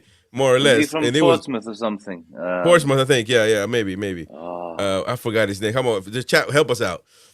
He wanted to finish the deal on deadline day. Deadline day. He's from another country, though. I think he was playing for another country, maybe. Or he was from another country. I think it was an African country. Yeah, and I mean, it was criminal that because he literally said, "What do you want to do?" Michael Carrick driving from Manchester all the way to Newcastle. Was he from Palace? He was from something. He drove on deadline day. It's unbelievable, this man. You know, Michael Carrick better than had a better career than Anderson, but I would pick Michael Carrick over Anderson any day. You know what I mean? So Peter Odemwingie. There you go. West Brom. West Brom. He drove the QPR. Tell him, hey, we got the deal done. Like it was criminal that. It was on deadline. I remember that watching that. To see if we would sign anybody, but we never signed anybody anyway. Anybody interesting, to say the least. But I remember that because Jim White was doing the show, and I think maybe Simon Jordan went on Sky or something, and they were like, "This guy, you know, he made it he was at the door, man. They wouldn't let him in. I remember that. They would not let him in. It was insane, man. But that's what Mighty Wayne wants Carrick to do: drive from Manchester to Newcastle, you know, beg Mike Ashley to sign him. But it's unbelievable, this man. Anyway. You guys rep Anton Deckers, Jordies. What are you talking about? I didn't want to sign him. You proves it, No, especially in that Ashley era team. Any of them? Are you mad, man? Fucking hell, man. It's criminal. This man. I cannot do it. By the way, we're gonna ignore this part. We're gonna edit this part out. Wayne, don't worry. This is not gonna be aired. We're gonna edit this part out. Peter and the rest of the lads, I wanted to get your takes on this because Gordon has been criticized heavily now for saying basically the Div and Worry lines that Wynn gives us all the time. He said totally underperformed today in a game that would have meant so much for everyone. We can only apologize, reset, and try to make it right for Wednesday.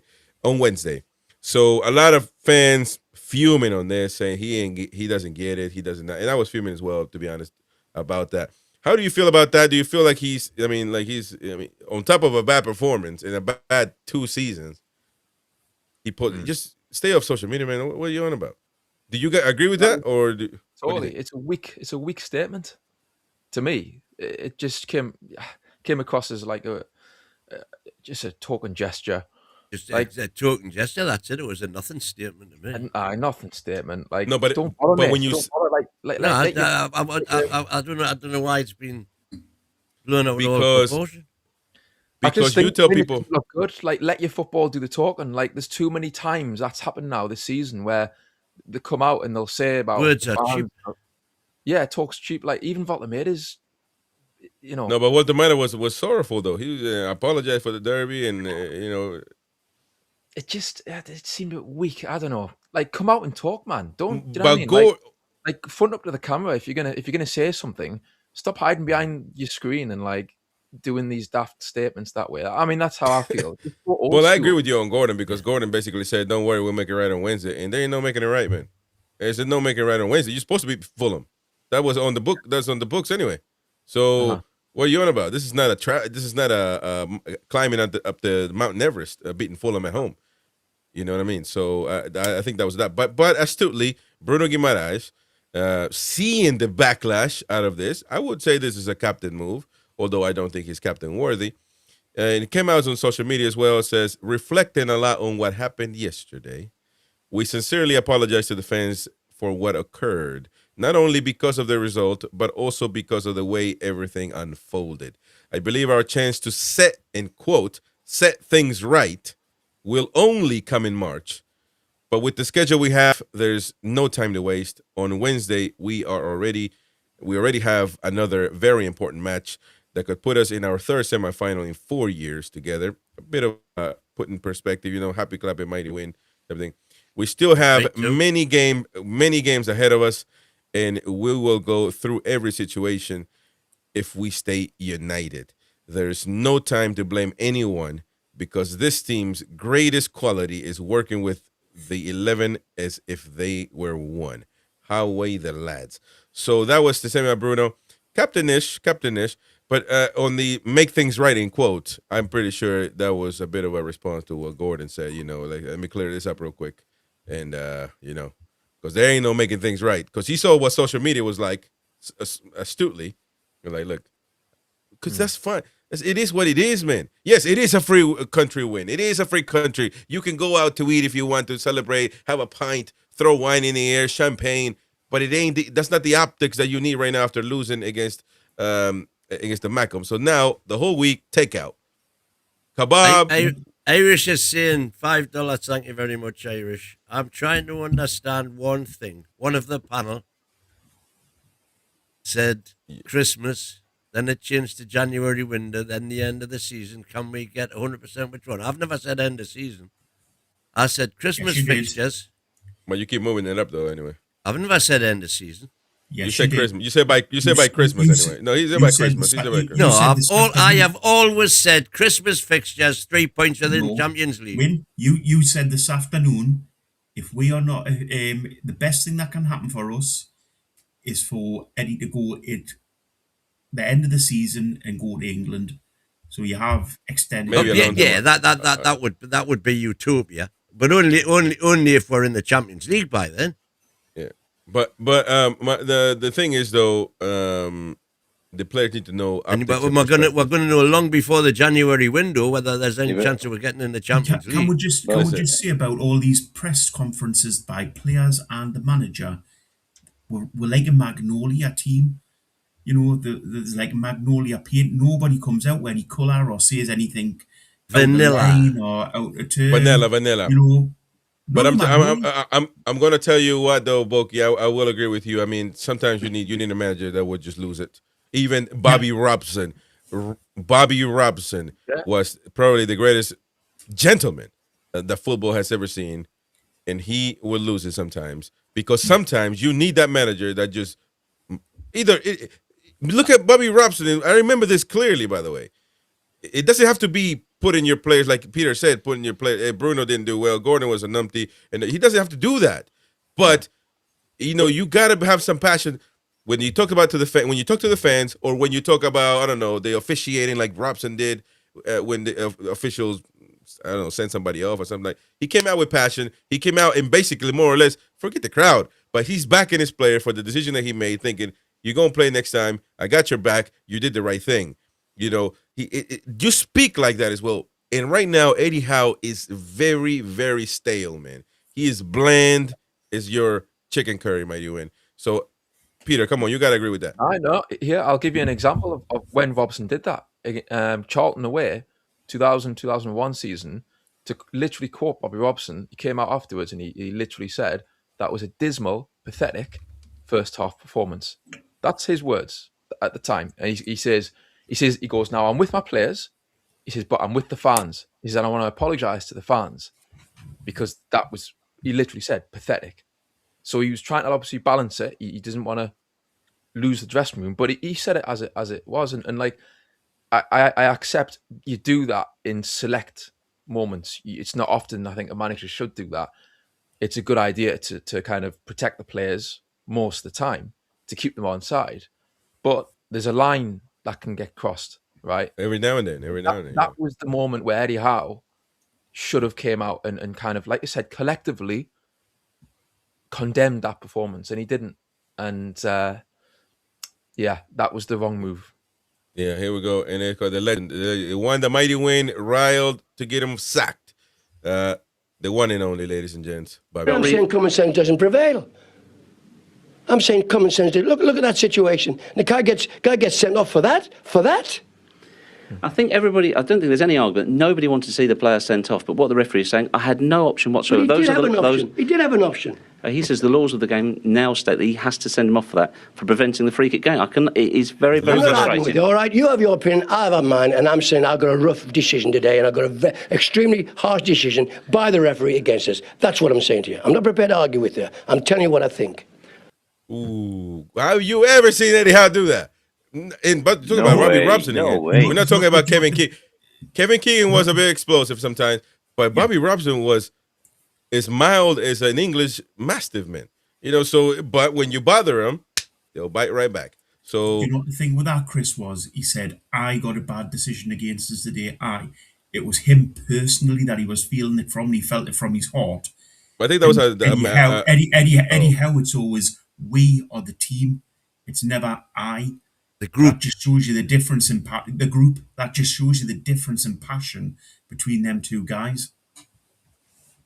You can't compare anyone to Bobby, man. Niall, thank you for your €5.99, Niall.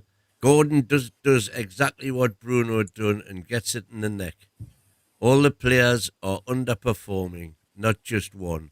He has lost the dressing room. Simple. Yes, 100%. And Irish are saying, okay, when you say wait till the end of the season. I've never said wait till the end of the season, and I'll show you I'm right. The league is 38 games, just like last season. Is that with Eddie? No. What I've said, Eddie, for me, has got until the Burnley game, but probably before that, because if we get beat off Chelsea, he's got to win the next 4 games for me. If we get beat off Chelsea, that means we've got no chance of getting within striking distance of Champions League by January window, by the end of the Christmas. If Chelsea beat us, you're going to say we want Eddie out? Yeah. Okay. This was earlier on. We're close to the finish line for the show, folks. Thank you very much for joining us, and a lot of people watching right now. Don't forget to subscribe, smash the like button. Join us every single day. We're live every single day, and with different opinions, of course. This was earlier today. The caller, Marty, I couldn't even get his name. He was seething. Gallagher supporter, but Wynn says that he's like Wynn, in between. He happy clapper. Let's take a listen. Let's show the proof. Blood dry. We got a caller here, folks. First time caller. Good morning. How are you? Hey, mate. It's just Marty. I'm from Durham, mate. I'm getting sick. Obviously, I'm a season ticket holder. I've been a season. Give me a second. You're Matty. Matty from Jarrah. I'm Marty. Where's Jarrah? I'm Marty, and I'm Marty, and I'm from Jarrah, and I'm just getting 50-50 I'm Marty, and I'm from Jarrah, and that, you know. Where is it? Give me a Jarrah's 50-50. It's 50-50, but is that like near South Shields, County Durham? I'm just sick of all the crap where you have and that, you know what I mean? It's always like this, or you know, we've got to do this, we've got to do that. But at the end of the day, man, things have got to change. Things have got to change. He's took us to where he can take. We've won a cup. We've done well and all that, you know what I mean? But I think it's time for change. Personally, like I'm a massive season ticket holder. I've been a season ticket holder for over 20 odd years. Lovely. And I'm just sick, mate. I'm just absolutely sick with all what's going on. So let me ask you, because do you watch the show regularly, or is you first time? you what, sorry, mate? Do you watch? Regular, mate. I'm a massive fan of your show and that, you know. It's an absolute great show you've got going, lads, and it's a great podcast, and I just think it's absolute brilliant what he's all doing on there, you know. Thank you, mate. Because Win thinks that local fans are Eddie and zombies. No, I'll ask you, where do you sit, Matty? He gets on and on and on about asking him about what other. All right, they're not going to show that bit. He's talking about all the supporters. I'm talking about him. Marty said he's knackered. He's and what did he say? All the supporters around him say? I don't know. We didn't go that far. But either way, he wants him out. So why are you trying to put words in Marty's mouth, man? He said he wanted him out. Because what I'm saying is, I asked him where he sits, all the people around him. What are they all thinking? He says, they're already in. You're wrong, man. You're wrong. But at the end of the day, that's what happened. The cult is dying. I noticed you cut it off then. But that's the situation right now. Listen, we put ourselves in that situation. There's nothing really to do about it other than just continue. This was Mr. Woy, another gentleman as well. And listen, we've gone uncensored already in this show, so we're just gonna keep it as it is. But Mr. Woy, a gentleman as well, to be fair, he had enough. The office for you? Yes, very. I thought we played very well. We were rocked back by another decision which I find hard to accept, but luckily... Which one do you think? I'm asking you. No, well, I'll leave it then. If you're going to be tricky like that, I won't even bother to carry on. Shall we? Let's stop it here, shall we? I mean, if you're going to be tricky with your questions. No, I'm genuinely asking which one. Start again. Which one? Well, how many were there? They only had 2 shots at goal. One was a penalty, and one was a striker goal our goalkeeper saved. So what decision are we talking about? Okay. No, hold on. This is not the full version. No, this is not the full version. We're gonna go full X-rated here with Mr. Roy, Hoy. satisfying day at the office for you? Yes, very. I thought we played very well. We were that makes me laugh every rocked back time. by another decision which I find hard to accept, but luckily, which one do you think? I'm asking you. No, well, I'll leave it then. If you're going to be tricky like that, I won't even bother to carry on. Shall we? Let's stop it here, shall we? I mean, if you're going to be tricky with your questions. No, I'm genuinely asking which one. Start again. Which one? Well, how many were there? They only had 2 shots at goal. One was a penalty, and one was a striker goal our goalkeeper saved. So what decision are we talking about? Okay. So let's not take the piss here. I certainly wasn't. Well, I think you are. But there you are. I wasn't. Well, we'll start again, shall we? Or else you can use that if you want. No, I don't think they'll want that. Start again. It was a genuine question. Well, I won't mention it then. There wasn't a fucking penalty in the game. There wasn't one of those ridiculous situations in the game. That didn't happen. So let's just talk about our performance. Roy, a satisfying day at the office? Yeah, I thought we played very well. First half, particularly, it was a pretty even contest, did you not feel? Not particularly, no. I thought we had the better of the first half, and I thought we had clearly the better of the second half. Any decisions in the game that you weren't happy with? No, we've already been through that. We went through that before you've restarted the interview, so I'm not prepared to talk about decisions. If people who watch the television can't see what decisions I'm talking about, then let's forget about it. Come on, Mighty. When have you seen Eddie Howe ever like that, man? Sometimes you gotta lose it, man. Sometimes you gotta lose it, man. Even if it's for a game, Woy was angry. Woy was. Woy was. Peter was shocked for a second when he heard that. You've not watched that before. Bob, you're on mute. I was just going to say, when do you ever see a presser give Eddie any questions like that? It's all never loveliness and lightness. That's right. I mean, Craig Hope's turned into bloody Santa Claus at the minute. Oh, mercy, the mouthpiece. mercy. Him now. He's Eddie's mouthpiece. Him. He is. He is criticizing Voltemara a lot for no reason, man. He's Voltemara. When you put titles like Voltemara is, and I go to Craig Hope all the time, by the way, when it comes to the confidentials and all that stuff. So no bias here, but when you put titles like Voltemara's destroyed Newcastle season, more or less. I mean, come on, man. You say you again. You're just completely making that up. No. I'm not. No, I'm not. It's clear and evident. When you put titles like that, it's like clear because he hasn't. What was the title? Because he hasn't. He hasn't, man. Why would you put Voltemara there? You're saying his title was, well, has Voltemara destroyed our season? What was the title then, Win? The title was something like... Oh, something like. You're going to come up with something like. Well, I don't profess to be quoting it verbatim, which you just professed to do, which it was not Walter Mortar is the problem. It was something like, is Walter Mortar the problem? Question mark. Okay, wait. That question up. Why not is Gordon the problem? Yeah. Is Eddie the problem? Well, in that very article you're on about, he suggests Gordon playing up front. Yeah, well, I know he did, and you agree with that. That's how much of you guys. But anyways, it is what it is. Thank you very much, all of you, for joining. All the Christina make a nice debut, so she'll be back as often as she possibly can, of course. And before she did great. Peter, of course, Roy, and Boki, and Gary, of course, earlier in the show. And it is what it is. But if you want a rant, a proper rant. You know what time is it? I've kept really quiet, but I'll tell you something. He went down in my estimation when he said that. We have not resorted to that, but I'll tell you, you can tell him now, if you're watching it, we're still fighting for this title, and he's got to go to Middlesbrough and get something. And I'll tell you, honestly, I will love it if we beat them. Love it. I tell you what, though, Middlesbrough second in the championship. We need Middlesbrough back. No, I don't. Well, you think they'll beat us? There's no way Middlesbrough can beat us, man. Yeah. I was happy with getting last season we got 18 points from the bottom 3 teams. By the way, Middlesbrough is not that close, I was looking at the map, I'm like, it's not that close to Newcastle. But we are their Derby. They class us more.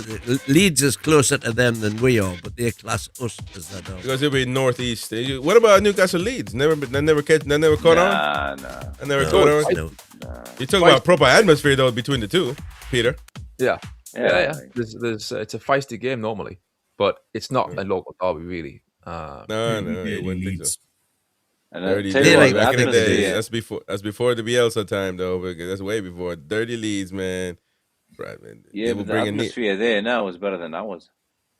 Ooh, I wouldn't say that though. We've gone flat, man. We've gone flat. Loads of people said the Macam one yesterday was better than ours as well. Well, we knew, but they were up for it. We knew what was going to happen. We're all as flat as Eddie's tactics. What was the Man U score? Tony's asking in the chat. 4-4. 4-4. It's 5-5-4-4-4. Anyways, it's 5-5-4-4 so far, no score. Proves that we're wangers. Anyways, folks, don't forget about the presser tomorrow, live here on NUFC Talk. Mighty Wayne and Gary bringing you that one. And I don't know, Book is there, but he probably be at work at 9. Either way, you're off tomorrow? No, he's at work tomorrow, he said. Oh, okay. But join us, the presser tomorrow, early at 9:10 a.m. UK. And we'll see what Eddie Howe has to. Hey, this will be an interesting presser. Eddie Howe has to. Are we actually going to get a proper presser? Yes, we are, man. Presser or Eddie Howe's presser? Oh, man. Sorry, I missed that that. was a soundbite. That was a soundbite. He's basically Iraola's presser or Eddie Howe's presser, he says. So.